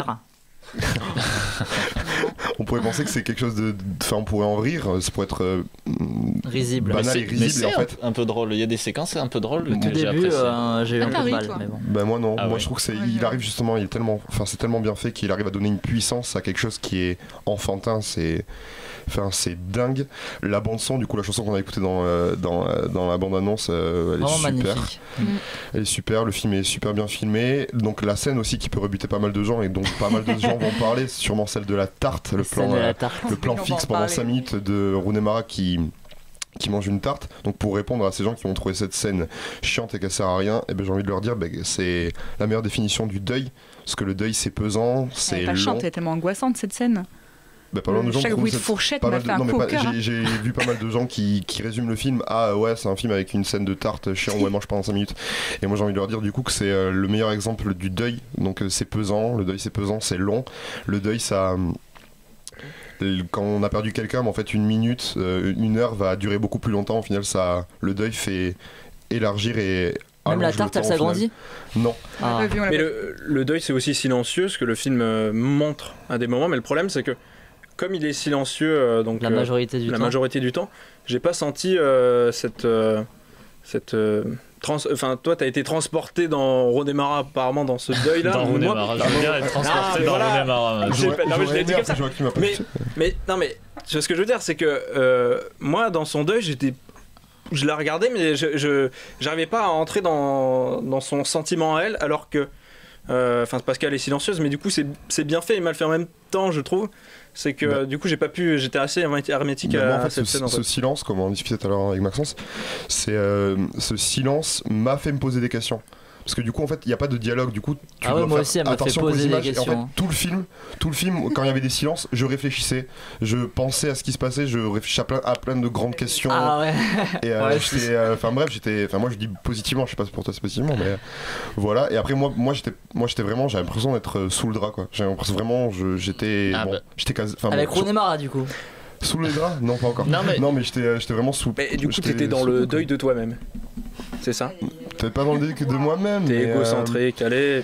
Non, mais cette histoire d'amour qui se termine au final. Enfin, j'étais vraiment. Moi, j'étais Casey Affleck sous le drap. Ou c'était peut-être pas Casey Affleck d'ailleurs sous le drap, on le saura jamais. Mais j'étais vraiment ce personnage-là. J'étais triste pour le fait qu'elle arrive à l'oublier. Enfin, on sait pas réellement si elle l'oublie parce qu'on sait pas ce qu'il y a écrit dans ce petit papier caché dans la porte. On saura jamais ce qu'il y a écrit, mais c'est pas le plus important. C'est pas le plus important. Au final, c'est justement aussi un truc. Merci Simon de me le faire dire, mais beaucoup de films. Enfin, maintenant, on a pris l'habitude de tout expliquer au cinéma, de tout montrer, et au final, le fait de ne pas montrer ce qu'il y a écrit sur ce papier, c'est là la puissance du truc. En fait. C'était quand même un peu attendu qu'il le montre pas, je trouve. Après, c'est justifié, c'est normal. Et juste, je reviens sur ce que tu as dit, on est sous le drap. Je suis d'accord parce que du coup, tu parlais du film sur le deuil et donc plutôt du côté de Rooney Mara. Et je trouve qu'on est vachement du côté de Casey Affleck, justement, où finalement, on est mort, nous aussi, avec ce personnage. C'est-à-dire qu'on regarde ce que c'est de pas être là. Et ça, c'est vraiment une des qualités du film que j'ai apprécié, et notamment aussi le fait que le film il est pas moralisateur ou quoi, finalement c'est très léger, c'est la vie qui continue avec ces moments très tristes, ces moments un peu drôles. J'adore quand il regarde par la fenêtre l'autre fantôme qui est dans l'autre maison, génial, ça fait sourire. Voilà, il y a des séquences qui sont un peu drôles aussi, même voilà, le drap, et puis après la rencontre avec d'autres fantômes dans d'autres maisons où le langage se fait par sous-titrage, etc. Je trouvais ça très bon. Et après, c'est une expérience de cinéma à part, qui est comparable avec, je trouve, Jerry de Gus Van Sant. J'ai retrouvé un peu ça. Et j'apprécie ce genre d'expérience parce que c'est assez unique. Après, ça empêche effectivement d'être hyper emballé non plus. C'est-à-dire que moi, pendant le film, c'est un peu comme à l'opéra. Vous savez, vous pensez à plein d'autres choses en même temps que vous regardez le film. Et puis après, tu reviens, tu dis, mais il y a ça dans la scène. Enfin, je dis pas qu'on sort du film, mais ouais, c'est une sensation étrange que je trouve bonne, mais qui du coup aussi te sort du film, comme tu dis. Après, ça s'arrête pas qu'à Rooney Mara. Non, il y a aussi la scène. Après, je vous laisserai parler, c'est un autre truc que je veux dire sur le film, mais il y a aussi ce monologue du personnage dans la troisième. Enfin, c'est le troisième. Le prédicateur, comme il le prédicateur. Oui, donc ce grand monologue sur la scène de la fête là. Oui, la scène de la soirée dans cette nouvelle maison. Moi, c'est un petit peu, on aurait dit un petit peu du Beck BD, c'est un petit peu la philosophie Beck BD du rien n'est réellement. Enfin, tout est voué à mourir, à l'échec. C'est mon écrivain préféré. Donc tu as raison, le film m'a fait penser à 99 francs, donc surtout dans la deuxième partie, mais la scène du coup de l'immeuble. Oui. Putain, j'attendais une blague en fait parce que j'ai eu du mal à. Non, mais ok, oui, c'est vrai, la scène des immeubles. Non, mais cette scène m'a fait énormément penser à ça. C'est exactement. T'as raison. Et qui ont un propos assez différent, parce que là, c'est Jean Dujardin qui se pose énormément de questions dans sa vie, alors que là, c'est l'inverse. C'est assez bien fait pour ce côté-là, mais du coup, la première partie, moi, j'ai eu un peu de mal avec Rooney Mara, parce que j'ai pas ressenti son deuil autant que toi, et du coup, j'ai trouvé la seconde partie plus intéressante et plus. Mais pour avoir écouté pour avoir lu une interview, apparemment, le réalisateur, donc, du coup, avec la scène de la tarte, c'est en fait un moment de basculement. En gros, déjà c'est un moment de basculement pour le deuil et etc. Ce qui va se passer après. Pour l'endormissement, on parle pas d'American Pie. Mais non, mais justement par rapport à ce que tu vas dire sur l'endormissement, il a dit qu'il a fait un petit peu cette scène pour. Tu sais ce que je vais dire ? Non, mais en fait il a dit dans une interview que c'était pour les spectateurs, en fait, qu'à partir de ce moment-là, les spectateurs qui méritaient réellement de voir le film resteraient, et que ceux qui méritaient pas de voir le film et qui arrivaient pas à rentrer réellement dans l'histoire, quand même, hein. Totalement, mais Contrairement à certains, moi l'élitisme ça me dérange pas tout le temps, mais Parce que je sais que je suis l'élite. Pas du tout, mais non, mais tu vois, enfin bref, des fois c'est bien, tu vois, de voir des choses. Et qui souhaite s'exprimer sur un film de l'élite? Bah. Aussi parce qu'on va faire. Moi, vite, je sais pas si j'ai aimé ou pas. Il y a vraiment un sentiment très paradoxal qui s'est dégagé à la fin de la séance. C'est particulier, comme tu l'as dit, Maxence. Je sais pas ce que j'ai vu du coup. Je me posais donc beaucoup de questions du type quelle route j'allais prendre en rentrant pour aller chez moi, qu'est-ce que j'allais faire demain, qu'est-ce que j'allais acheter à Leclerc ou à Carrefour. Qu'est-ce que je fais là? Voilà, est-ce que je prenais plutôt, ouais, voici, est-ce que je passais l'aspirateur dans ma voiture demain? Ce sont des questions existentielles. Ouais. J'ai demandé à Marie pendant la séance. D'accord. Mais dans le même temps, je me suis pas endormi comme le prochain film dont on va parler, et j'ai trouvé vraiment il annonce.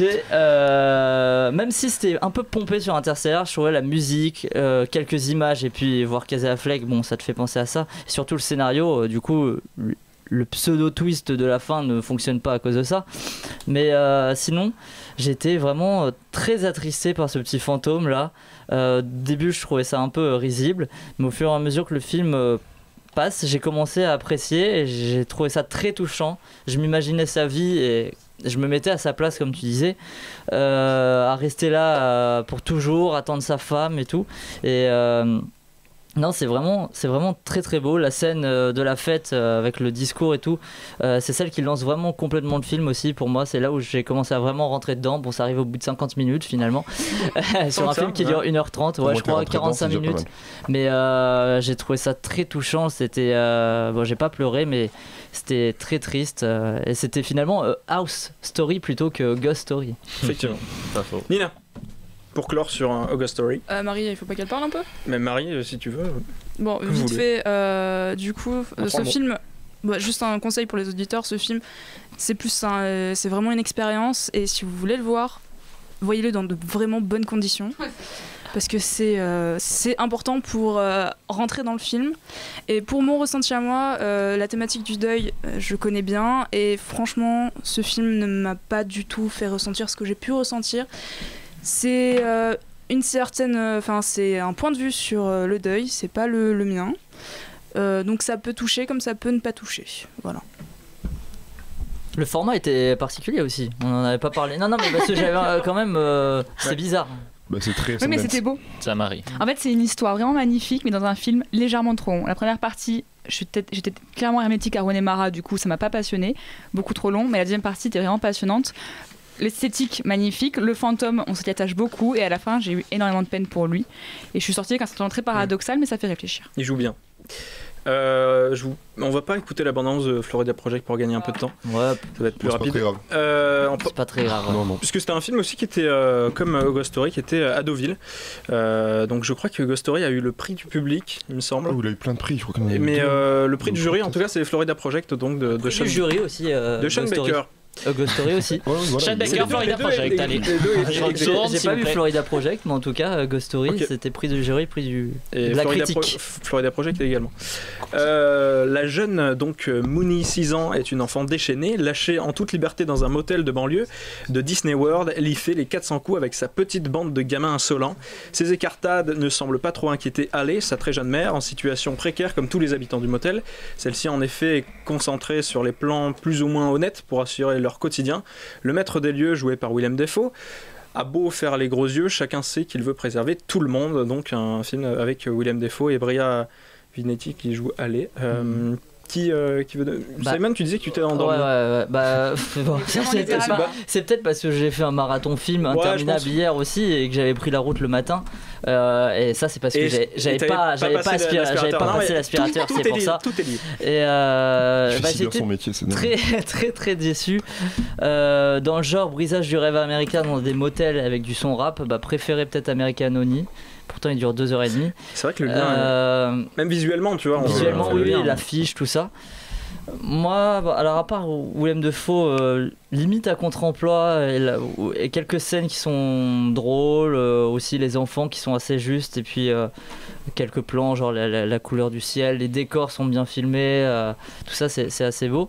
Mais sinon, ça manque clairement un fil rouge et du coup j'étais pourtant d'habitude ça me rebute pas forcément, mais là c'est que je me suis fait donc terriblement chier à moitié du film. La fin filmée au téléphone aussi, Ouais, non, mais c'est vrai, j'ai eu du mal aussi. Ouais, j'ai eu beaucoup de mal. J'ai l'impression que c'était juste parce que, en fait, bon, lui avait tourné donc Tangerine, Sean Baker, complètement avec un iPhone. Ouais. Mais là, c'était surtout l'impression qui se dégageait, c'était ouais, Disney, ils vont pas nous laisser filmer dans leur parc d'attractions, alors on va tourner ça en cachette, tu vois. Et c'est un truc un peu comme ça. C'est très répétitif et puis surtout le truc qui m'a le plus gêné c'est que les personnages j'avais envie de les claquer mais surtout à part Willem Dafoe bien sûr qui est lui vraiment à l'opposé un peu de ces personnages très cons mais aller la mère du coup c'est pas possible quoi, t'as envie de leur remettre sur le droit chemin à chaque fois. C'est surtout qu'elle se tire une balle dans le pied elle-même, elle se tire tout durant tout le film, elle se tire une balle dans le pied, elle pourrait aller mieux mais non. Non mais du coup comment t'arrives à te placer de son côté et tout du côté des gens en dehors un peu de la société, des trucs comme ça, t'arrives pas à ressentir leur vie parce que vraiment elle est non et parce que vraiment elle est mais justement tu l'as dit, ils sont en dehors de la société, c'est un autre monde mais oui fait. Mais dans American Honey finalement ils sont aussi en dehors de la société et là c'était vraiment chiant et même les gamins les gamins qui insultent, qui crachent, qui ont des comportements non mais ça c'est pas que ça à la rigueur je m'en fous mais c'est juste au bout d'un moment c'était chiant et puis le film est tellement répétitif comme tu as dit pour moi, genre tout le film c'était en fait c'était une scène où les enfants font une connerie puis après ça s'arrête, une scène où en fait c'est que ça c'est que des scènes où les enfants font une bêtise la connerie et c'est comme ça. Le film se répète. Marie sur The Florida Project. Ces enfants sont réellement détestables en fait. Vraiment, ce film m'a énervé parce que ces gosses, je peux pas me les voir sans déconner. Ils étaient vraiment horribles. Tous les personnages sont je sais pas, des clichés ou des caricatures ou j'en sais rien. Mais tous, j'avais envie de leur dire mais non, c'est pas possible. Juste Willem Dafoe était très intéressant. L'ancienne pote de la mère où il y a une baston à un moment donné, je la trouve assez intéressante quand même. Ashley, je crois. Ça moi, je l'avais oublié. Pour le reste, c'est même une des gamines qui au début. La petite rousse. Ouais. Jancy. Ça va. Non, vraiment, je me suis ennuyée et je me suis énervée contre ces gosses. J'espère qu'ils sont sympas en vrai parce que franchement, c'est pas possible. Mais en soi, c'est bien de critiquer. Ça se passe à côté de Disney World, donc on pense forcément à la magie de Disney et pas à la pauvreté qu'il peut y avoir autour. Et on sent bien la dualité d'Orlando, vraiment. Mais voilà, ça aurait pu être mieux fait, mieux dit et mieux interprété. Et moins chiant. Je pense que Nina elle veut nous parler du générique. S'il te plaît, parle-nous du générique. Ouais, non, alors le générique au début, je l'ai juste pas compris. Bon, ça c'est parce que tu sais pas lire. Non, ça, je suis un peu con. Non, vraiment. C'était dans le même ton que la bande-annonce, parce que la bande-annonce m'a complètement trompée sur le véritable sens du film. T'es obligé de rappeler qu'on l'a pas passé, c'est ça? Oui, parce qu'il faut en parler. Okay, c'est important. Bon, comme ça, on trompe pas les gens. Voilà. Non, mais ne vous fiez pas à la bande-annonce. C'est une compilation des meilleures répliques de la gamine, de la musique cool, et le générique du début est à cette image. Un plan fixe sur un mur violet avec Kool and the Gang. Célébré. J'avais tout à fait, c'était nul. Pourquoi Parce que, en gros, ça n'a pas de rapport avec la scène suivante, il n'y a pas de fondu avec la musique, c'est juste la musique. Mais aucune scène n'a un rapport avec la scène suivante en fait. Oui, mais là, tu fais pas de scénario de toute façon. Non, mais ces scènes sont collées les unes aux autres. Tu utilises Kool and the Gang. C'est comme un film à sketch finalement. Oui, c'est un film à sketch, c'est exactement ça. Mais si tu utilises Kool and the Gang, en fait. c'est hyper péchu, c'est pas du tout dans le ton de la scène qui vient juste après ou dans tout le film. Ouais, mais alors, tu peux avoir des trucs. Non, moi j'ai pas compris là... ce générique, vraiment pas. Qu'est-ce qui se passe? Attends, remets-moi. Parce qu'il y a des scènes qui sont quand même rigolotes. Un mot tourne. Oui, je sais que il faut que j'en parle. C'est pour moi ce film s'encombre de scènes inutiles. La scène du pédophile. Pourquoi? Et en fait, pourquoi qu'il s'est fait là? J'ai pas compris. Elle est malaisante. C'est malaisant possible. Mais oui, mais c'est un peu le principe du film. J'ai l'impression, c'est que il te met dans un malaise constant où tu te dis, il veut que je m'attache à ces personnages, mais finalement ils sont vraiment insupportables et ouais, non, mais là ça dure. Cette scène du pédophile, elle tue, et Willem Dafoe est là pour le coup, il joue super bien, il se fait plaisir sur 10 minutes, il est content. Et le scène avec la vieille aussi. Avec Gloria qui est à poil. Qui a poil aussi. Avec les grues aussi. Avec les grues, c'est oui, une elle m'a fait rire la scène avec les grues. Avec Après, Gloria inutile, aussi. tu peux l'enlever, mais. Oui, mais tu vois, ils s'encombrent de scènes où je trouve pas de sens. Mais surtout qu'en plus, j'ai eu que des bonnes critiques, j'entendais que du bien du film. Le film de l'année, j'y vais, grosse déception, franchement. Ouais, complètement. Non, moi, du coup, je suis plutôt d'accord avec tout ce que vous avez dit. Je comprends tout à fait les personnages et tout, mais il y a quand même des trucs qui m'ont plu sur la première partie du film. Je trouve qu'il y a vraiment cette idée dans chaque appartement, il y a des cases de vie un peu, il y a des gens et on navigue là-dedans. C'est quelque chose qui me plaît plutôt dans les films. Là, effectivement, c'est trop long, c'est quoi, c'est 2 heures, 1h50, un truc comme ça. Ça tourne en boucle au bout d'un moment, effectivement. Il y a quand même... Juste, moi, je garderais quelques scènes. William Dafoe qui réallume l'électricité. Je trouve que, en plus, il y a ce plan. Je trouve qu'il se fait ça admirablement bien. Il le fait super bien. Non, mais c'est bien fait. Il y a tout ce poids où on dirait que c'est un sauveur, quoi. Le mec, il a remis l'électricité dans ce motel. Il y a cette ambiance. Après, effectivement, par exemple, la fin avec tout ce truc voilà, de la mère qui se prostitue, etc. J'ai trouvé que c'était un peu une facilité. J'ai cru que tu parlais de la scène de fin. Parce que c'est typiquement le genre de scène de fin où tu regardes celui qui est à côté de toi, tu dis mais c'est fini maintenant. Mais moi j'ai bien aimé ce plan de fin à Disney. J'ai trouvé que ça clôturait bien le film et que ça sortait un peu du... Bah non, c'est pas cucu, c'est un peu brutal. Mais on a une vie de merde. On arrive dans Disney, vachement bien. Non, mais justement, c'était ça un peu le contraste finalement avec leur intérieur, leur monde à eux, et puis ce qu'il y a juste à côté qui est tout aussi factice. Pour moi, on l'avait assez compris, on n'avait pas besoin de le montrer là, tu vois. Après, pour revenir sur le fait qu'il y a eu juste une dernière scène pour parler que la mère est horriblement détestable. Oui. Le fait d'avoir, elle a une vie de merde, il y a plein de raisons, et on peut avoir des jugements totalement différents, mais c'est pas parce que t'as une vie de merde que ton ancienne pote, tu vas à son travail et tu fais tout pour commander tous les plats juste pour la faire chier sans payer. Et puis tu lui éclates la gueule. Le concours des héros, mais. Oui, mais il y a des gens comme ça et finalement le film il. Mais non, mais elle se tire des balles dans le pied. On pourrait s'attacher à elle si elle essayait de se tirer de là. Mais non, elle se tire des balles dans le pied. Mais elle veut pas. Elle ne veut pas. Parce que moi, ce que j'ai vu, je trouvais qu'il y avait un cercle dans le sens où comment elle éduque sa fille et comment elle est elle. C'est-à-dire que finalement, c'est la même chose. C'est-à-dire qu'elle sa fille est plus mature qu'elle des fois. Ouais. Donc, oui, d'accord. Mature. Non, mais. Cette gamine là Non cette chienne. Non, elles sont insupportables. Je trouve qu'elle crée la même chose. C'est un cercle un peu fermé. Mais après, je suis d'accord que le film est franchement dispensable et que c'est très long. Même pas bon. Tu résumes un peu notre avis tous ici. Donc deux personnes sont venues nous faire une petite surprise pour Ciné Campus. Donc puisque lundi qui vient, le lundi 15 janvier, il y aura la projection de Les Lundis au Soleil de Fernando León de Arano. Donc voilà, une séance que Armand et Mathieu présenteront. Ah non, pardon, excuse-moi. Bonsoir. Ouais, bonsoir. Et bonne année. Merci. Je connais pas, mais bon, faut commencer avec des bonnes choses. Du coup, cette séance du 15 janvier, vous êtes venus pour en parler à l'Utopia, comme d'habitude pour Ciné Campus. Donc, parlez-nous un peu de ce film donc, de Fernando León et Arano. En fait, c'est un film déjà très social, donc je vais commencer par contextualiser le film. Ça se passe dans les années 80 en Espagne, donc pendant la reconversion industrielle. Et en fait, à cause du marché asiatique qui arrive en Espagne et en Europe, beaucoup d'employés se retrouvent au chômage. Et donc ceux qui ont entre 40 et 60 ans, ils ont un problème, ils ne touchent pas la retraite, ils ont du mal à trouver leur emploi. Et ils se retrouvent un peu du jour au lendemain au pied du mur sans réelle solution.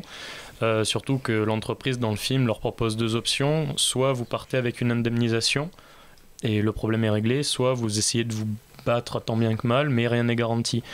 Et en fait, ces 3 personnages, puisqu'il y a 3 acteurs principaux, dont notamment Javier Bardem, Luis Tosar, qui sont l'un un monument mondial, l'autre monument plutôt espagnol, et José Ángel Ejido, qui est plus un espoir. Et ils se retrouvent du coup à devoir lutter au quotidien. Ça ne marche pas, et ils se retrouvent sans travail à 40 ans, et du coup tout le monde recherche de la jeunesse. Ça fait un peu écho à ce qui se passe maintenant même aujourd'hui en France, et du coup c'est très intéressant de voir et de pouvoir faire le parallèle avec une période qu'on connaît pas trop en France, c'est-à-dire la crise espagnole de cette période-là. Un film du coup qui représente assez bien cette crise apparemment, mais du coup vous invitez comme pour chaque séance de Ciné Campus une personne pour parler de ce film. Donc Florence Belmonte qui viendra en parler après la projection. Pour éclairer peut-être les spectateurs sur cet environnement social en Espagne à ce moment-là. Oui, c'est surtout ça. C'est à la base, l'idée est venue. On connaissait pas le film, pour être honnête, avant avec Anand. Et c'est notre camarade qui est malheureusement pas là aujourd'hui, espagnol, qui nous a dit ce film. Tous les Espagnols le connaissent. Il est hyper intéressant, mais il est inconnu en France. Et cette période-là est aussi inconnue en France. Cette crise qui a commencé dans les années 80, on parle beaucoup de Margaret Thatcher et de l'Angleterre, mais très peu de l'Espagne. C'est un peu le canard boiteux de l'Europe, que ce soit au niveau du cinéma, même à part Pedro Almodóvar et que la société. Et du coup, faire venir une spécialiste de la civilisation de l'Espagne contemporaine, ça peut justement éclairer les gens de la séance et qui pourront en même temps faire un parallèle, comme on l'a dit, avec la situation en France, mais également ce qui se passe en Espagne et du coup que les gens ne connaissent que très peu, largement, dans le grand public. Ouais, donc c'est quand même un film assez réaliste, social, assez noir, mais il y a quand même, les deux, surtout Bardem et Tossard, c'est les deux qui portent un peu le film et qui apportent quelques moments de couleur, quelques moments de rire. Parce que là, on en parle, ça a l'air assez sombre, assez. Oui, c'est vrai que ça s'appelle Les Lundis au soleil, donc ça sonne un peu joyeux, joyeux, mais au fond, c'est un conflit social assez important. Donc cette séance, on le rappelle, donc sera le 15 janvier à 20h30. C'est ça. Donc à l'Utopia. Un dernier mot donc sur ce film, Le Lundi au soleil, peut-être. Je pense ce qui aurait de plus intéressant, ce serait de surtout dire qu'il est absolument pas manichéen dans sa démarche. On pourrait croire que c'est encore un film social, tout le monde est méchant contre les pauvres opprimés, et en fait il y a trois personnages et trois réactions différentes. Il y en a un, Javier Bardem, qui est le personnage type de l'anarchiste qui fait tout pour se rebeller contre le système et ceux qui l'ont foutu au chômage. Un autre qui du coup se complaît un peu dans sa situation et qui refuse de travailler parce que ils m'ont mis là-dedans, du coup je proteste en ne faisant rien. Et un autre au contraire qui essaie de courber les chines et de faire les efforts qu'il faut pour se soumettre à ce patronat, essayer de trouver un travail. Et voilà. On vous conseille alors d'aller à cette séance, donc le 15 janvier. Est-ce que vous restez avec nous pour le quiz C'est vous qui voyez au niveau du... Pourquoi pas. On est toujours d'accord, oui, si Campus a le droit de participer. Bien sûr, évidemment. J'espère que je vous ferai honneur. Au quiz. Quel est ce savant, messieurs? Oui, savant de Marseille. Est-ce que Sylvie est-il prêt? Je vais répéter la question. Oui, non. Oui. Oui, Frédéric, je ne sais pas. Le quiz de Cinémascope. Donc, comme la dernière fois quand il y avait eu Cinémascope, on va faire 3 équipes. Ça sera plus marrant. Maxence et Raphaël contre William et Nina et contre Ciné Campus. Donc Amand et Mathieu, c'est ça? Anand. Je vais gagner pour m'excuser. Anand, tu seras chef d'équipe parce que ça sera important, chef d'équipe de 2. Bon. Maxence, tu seras chef d'équipe aussi et William aussi. Voilà. Le quiz s'appelle le Quiz Story. Le Quiz Story, ouais. Oh, c'est mignon. Ouais. J'ai pas de casque. T'as pas de casque, tiens, je te file le mien. Alors, première question, dans quel film entend-on cette composition? Jumanji. Absolument. Elle a l'air un peu plus vite. C'est ça, Nina. Jumanji de Joe Johnston, la musique composée par le grand James Horner. Alors, question, il y aura des propositions. Alors, Black Panther, le prochain Marvel, sortira sur les écrans le 12 février. On a appris cette semaine qu'un rappeur s'occuperait de la bande originale. Qui est-ce? Alors, laisse-moi donner les propositions. Heureusement qu'il l'a dit quand même. Jay-Z, Kendrick Lamar, Travis Scott, Kanye West, Lil Wayne, Camaro.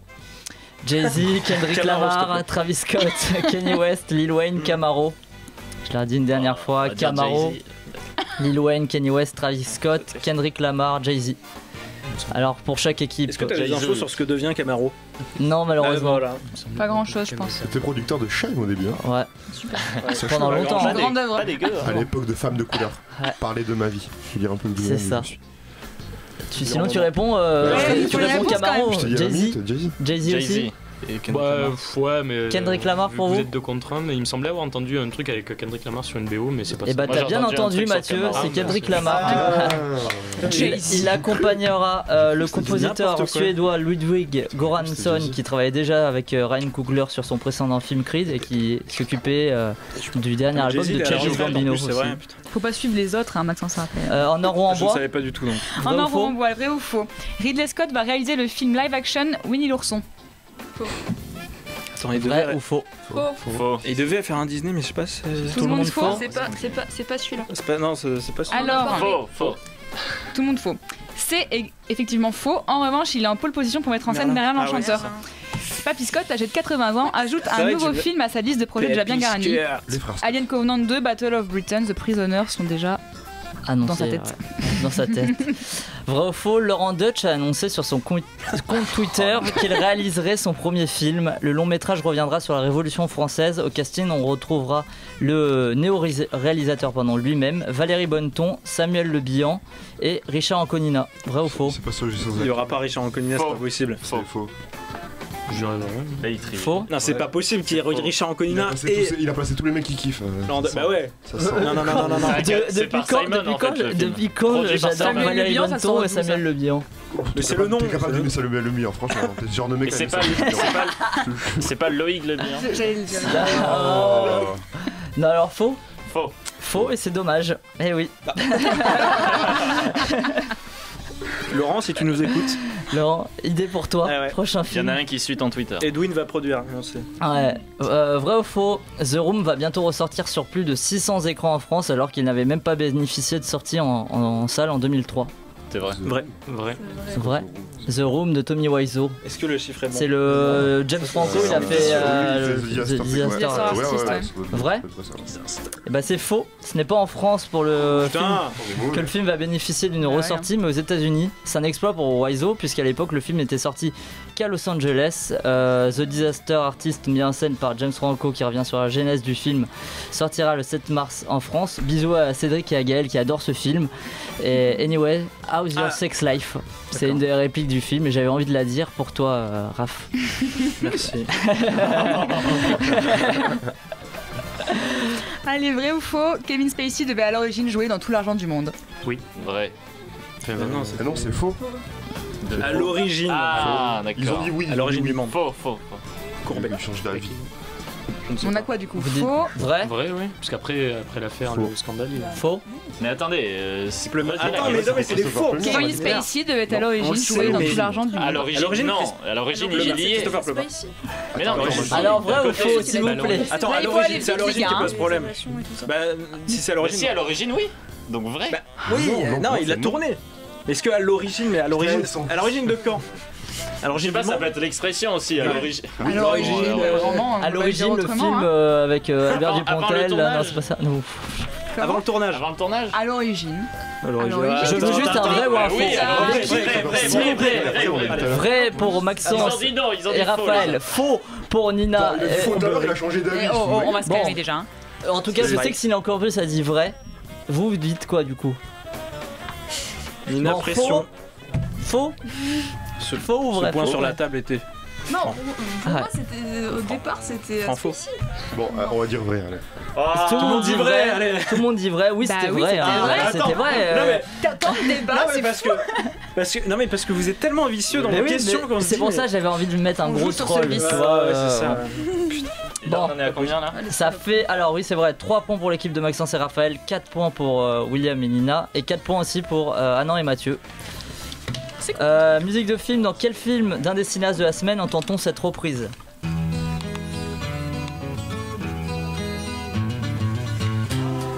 Hey Joe! Wonder. Le monde de Charlie? Non. Non. Y a pas le feu. Attends, j'avais pas. Non. Rick Barbier, je sais pas. Ah, Rick Barbier, un film de Rick Barbier? Non. Pas du tout. Les Amants du Texas. Non, c'est un film de Ridley Scott déjà pour vous mettre sur la piste. C'est pas comme s'il avait une petite filmo. C'est un film de Ridley Scott avec Didier Bourdon pour vous aider. La belle année. La nouvelle année. Bon, je compte pour Maxence une grande année. D'accord. Avec Marion Cotillard. Alors cette reprise en français de Hey Joe de Jimi Hendrix par Johnny Hallyday, donc dans une grande année de Ridley Scott avec Russell Crowe et Didier Bourdon, dans tout l'argent du monde. C'est une version italienne de It's a Man's World de, j'en ai oublié un men, de James Brown qui est utilisé. Comme quoi Riley aime beaucoup les versions doublées. Donc, ça fait 4 parties. Si je veux parler de la langue, je dis pou, ça marche, j'entends du coup.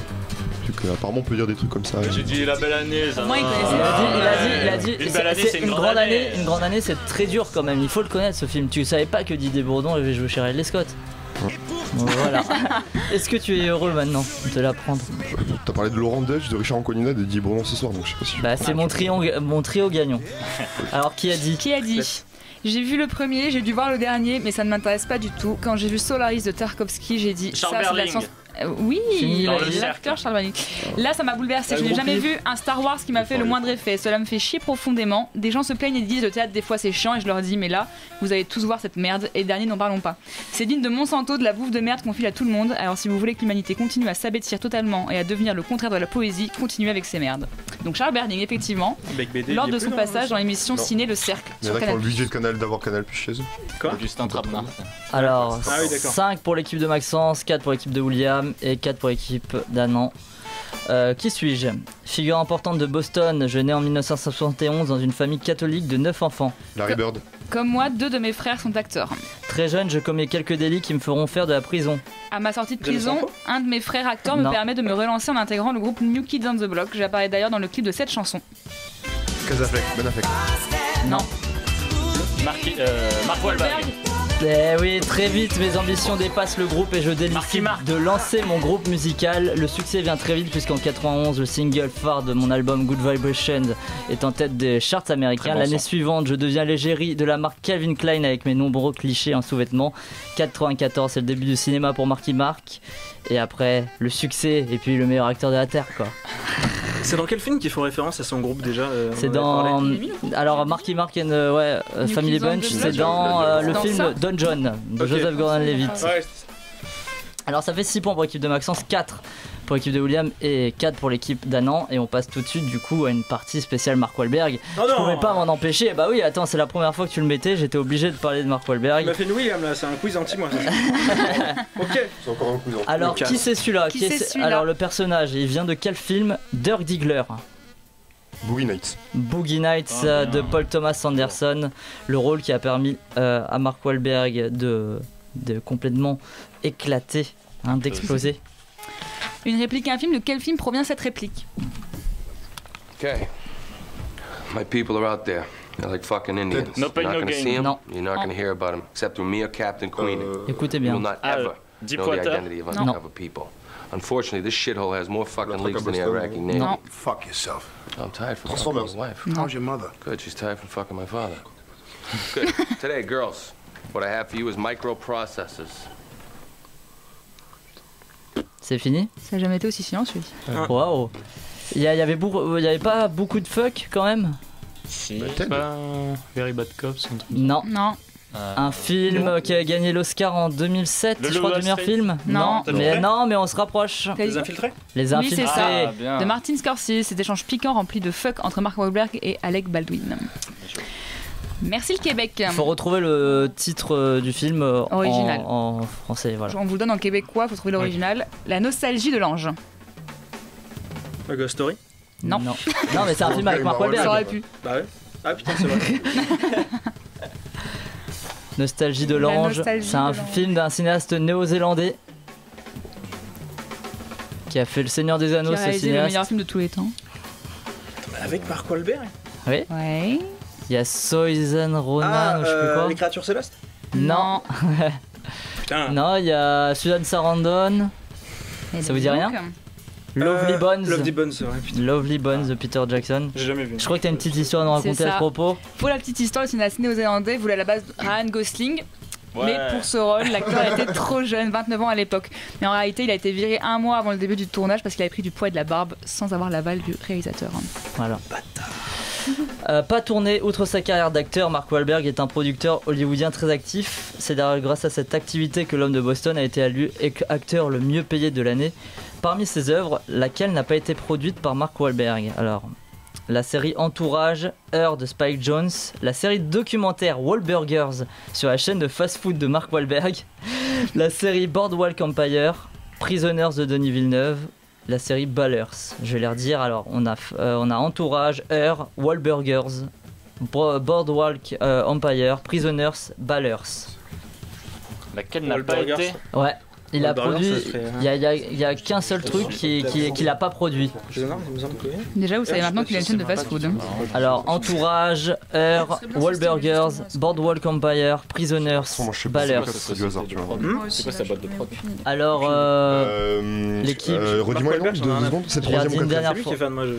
Entourage, Heure, Wahlburgers, Boardwalk Empire, Prisoners, Ballers. Wahlburgers pour l'équipe de William. Si je te suis. C'est le truc. L'équipe Ciné Campus. Entourage et Maxence. Wahlburger aussi. Entourage dans l'équipe. Ballers avec Dwayne Johnson, c'est lui. Prisoners de Denis Villeneuve, c'est aussi lui parce qu'il devait jouer le rôle de Hugh Jackman à la base. Boardwalk Empire, c'était avec Martin Scorsese, donc comme ils sont un petit peu potes. Wahlburgers, bah, bien sûr que c'est Mark Wahlberg qui a produit cette série. Je t'explique pourquoi, c'est parce que vu que t'es vicieux, c'était une chaîne de Mark Wahlberg, je me suis dit c'était peut-être ça. Faut arrêter de penser comme ça, parce que c'est une série de télé-réalité un peu, tu vois. Entourage, c'est aussi Mark Wahlberg, c'était Heure de Spike Jonze qui n'a pas été produit par lui. Le résumé raté, je vais vous faire un résumé vague d'un film, il va falloir retrouver le nom du film du coup. De Mark Wahlberg. Ouais. 2 héros de chez DC Comics devraient aimer ce film, non pas parce qu'il traite des mauvais films Marvel, mais parce que Mark Wahlberg est un homme adorable. Père de 4 enfants dans la vraie vie, le gars de Boston se devait de faire un film familial. C'est d'ailleurs pour cela que des millions de familles à travers le monde se sont ruées dans les salles pour voir cette comédie sur l'amitié. L'amitié entre deux individus, oui, qui aiment la vie, les balades dans les parcs et les concerts de Norah Jones. Avec la magnifique Mila Kunis. C'est ça. Et donc, si vous avez toujours rêvé de savoir comment Taylor Lautner est devenu Taylor Lautner et quelle est la taille du pénis de Woody Harrelson, ce film est fait pour vous. Demandez au commissaire Gordon et au Rapid Flash de chez DC. L'amitié, il n'y a que ça de vrai, surtout quand on regarde Flash Gordon. Ted de Seth MacFarlane. Bonne réponse pour l'équipe de William. Musique de film, dans quel film peut-on entendre cette splendide composition? Transformers. Non. Faut arrêter Transformers. On est toujours dans Mark Wahlberg. On est toujours dedans. on jusqu'à la restera. fin là. Hein. Ok. Putain, mais j'en ai rien à faire. Deepwater. Non plus. J'ai parlé Du sang et des larmes. Non, j'ai parlé de ce cinéaste plus tôt dans la soirée. donné un indice en plus, c'est vrai. Quand j'ai parlé de Mark Wahlberg au tout début, j'ai parlé de ce cinéaste là. Je sais que Raph, tu trouveras pas parce que tu as toujours pas vu ses films. Il a sorti l'année dernière The Lost City of Z. James Gray, La nuit nous appartient. Putain. La nuit nous appartient. Avec Joaquin Phoenix, Eva Mendes, Mark Wahlberg. Et composition de Wojciech Kilar. Genre, il m'a appris à regarder La nuit nous appartient, mec. Je te connaissais pas quand je l'ai vu, ok? Ça règle ses comptes. Je vais battre à FIFA après, de toute façon. Alors, 8 points pour l'équipe de Maxence et Raphaël, 6 points pour l'équipe de William et Nina, 4 points pour l'équipe de Ciné Campus, mais tout n'est pas perdu avec cette dernière question. Le duel time. On va donc parier je sais jamais comment appeler la deuxième personne. En fait, la personne qui n'est pas le capitaine dans l'équipe va devoir parier sur son chef d'équipe. Et en fonction de la question, on y rapportera plus ou moins de points. Du coup, si tu paries 4 points, bah, s'il a la mauvaise réponse non, il perdra 4 points. Et s'il a une bonne réponse, il y aura 4 points. Les paris, ce sont 1 point, 2, 4 ou 6. Vous pouvez faire un de ces 4 paris. Et je vous donne quand même le thème. Le thème, c'est les rencontres improbables. Tu es peur. Les rencontres improbables. Les rencontres improbables. On parlait de Didier Bourdon et Ridley Scott tout à l'heure. Et ben on va voir une autre rencontre. C'est ce type-là de rencontre. Voilà. Alors, Ciné Campus, ça parie comment? Mathieu, tu paries combien sur ton coéquipier? Vous pouvez pas inverser le. Non. 2, 4 ou quoi? 1, 2, 4 ou 6. En sachant que vous avez 4 points et les premiers ont 8 points pour l'instant. Ah, faut jouer le tout pour le tout parfois. Bah, allez, 4, de toute façon on est 4 dernier points. donc. Alors 4 points, ok. William et Nina, combien de points? 6. 6 points? Allez. Attends, vous avez mis combien? Ça vous fait combien du coup? 4 points, 6 points. Ah oui, mais d'accord, Et on a ce vous niveau-là de calcul. Et vous, ça fait T'es combien de supporter points du PSG, toi À calculer les Non, points mais, comme ça mais juste pour faire chier, je vais mettre 6 supporter points. du Real Madrid, du Manchester United. S'il vous plaît, s'il vous Non, plaît. vas-y, allez, des pressions.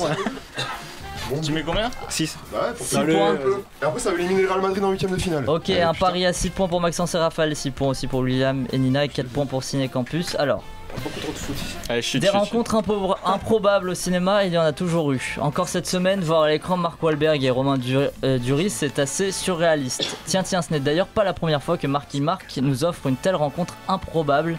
En effet, parmi ces personnalités, laquelle a tourné avec Mark Wahlberg? Alors, Cadmerade, Lionel Jospin, Céline Dion, Manu Chao, Christian Jean-Pierre ou Charles Aznavour. Je vais les redire.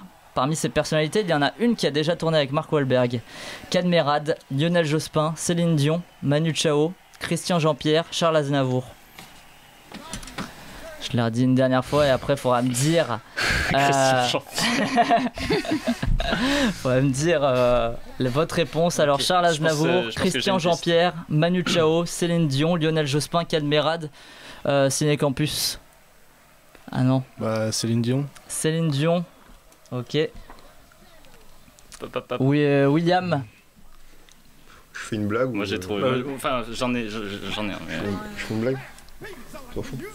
Vas-y. Je peux faire une blague. Bah, de toute façon, les tous, c'est des blagues un petit peu. Non, allez, Céline Dion. Il y en a un qui est plus. Céline Dion.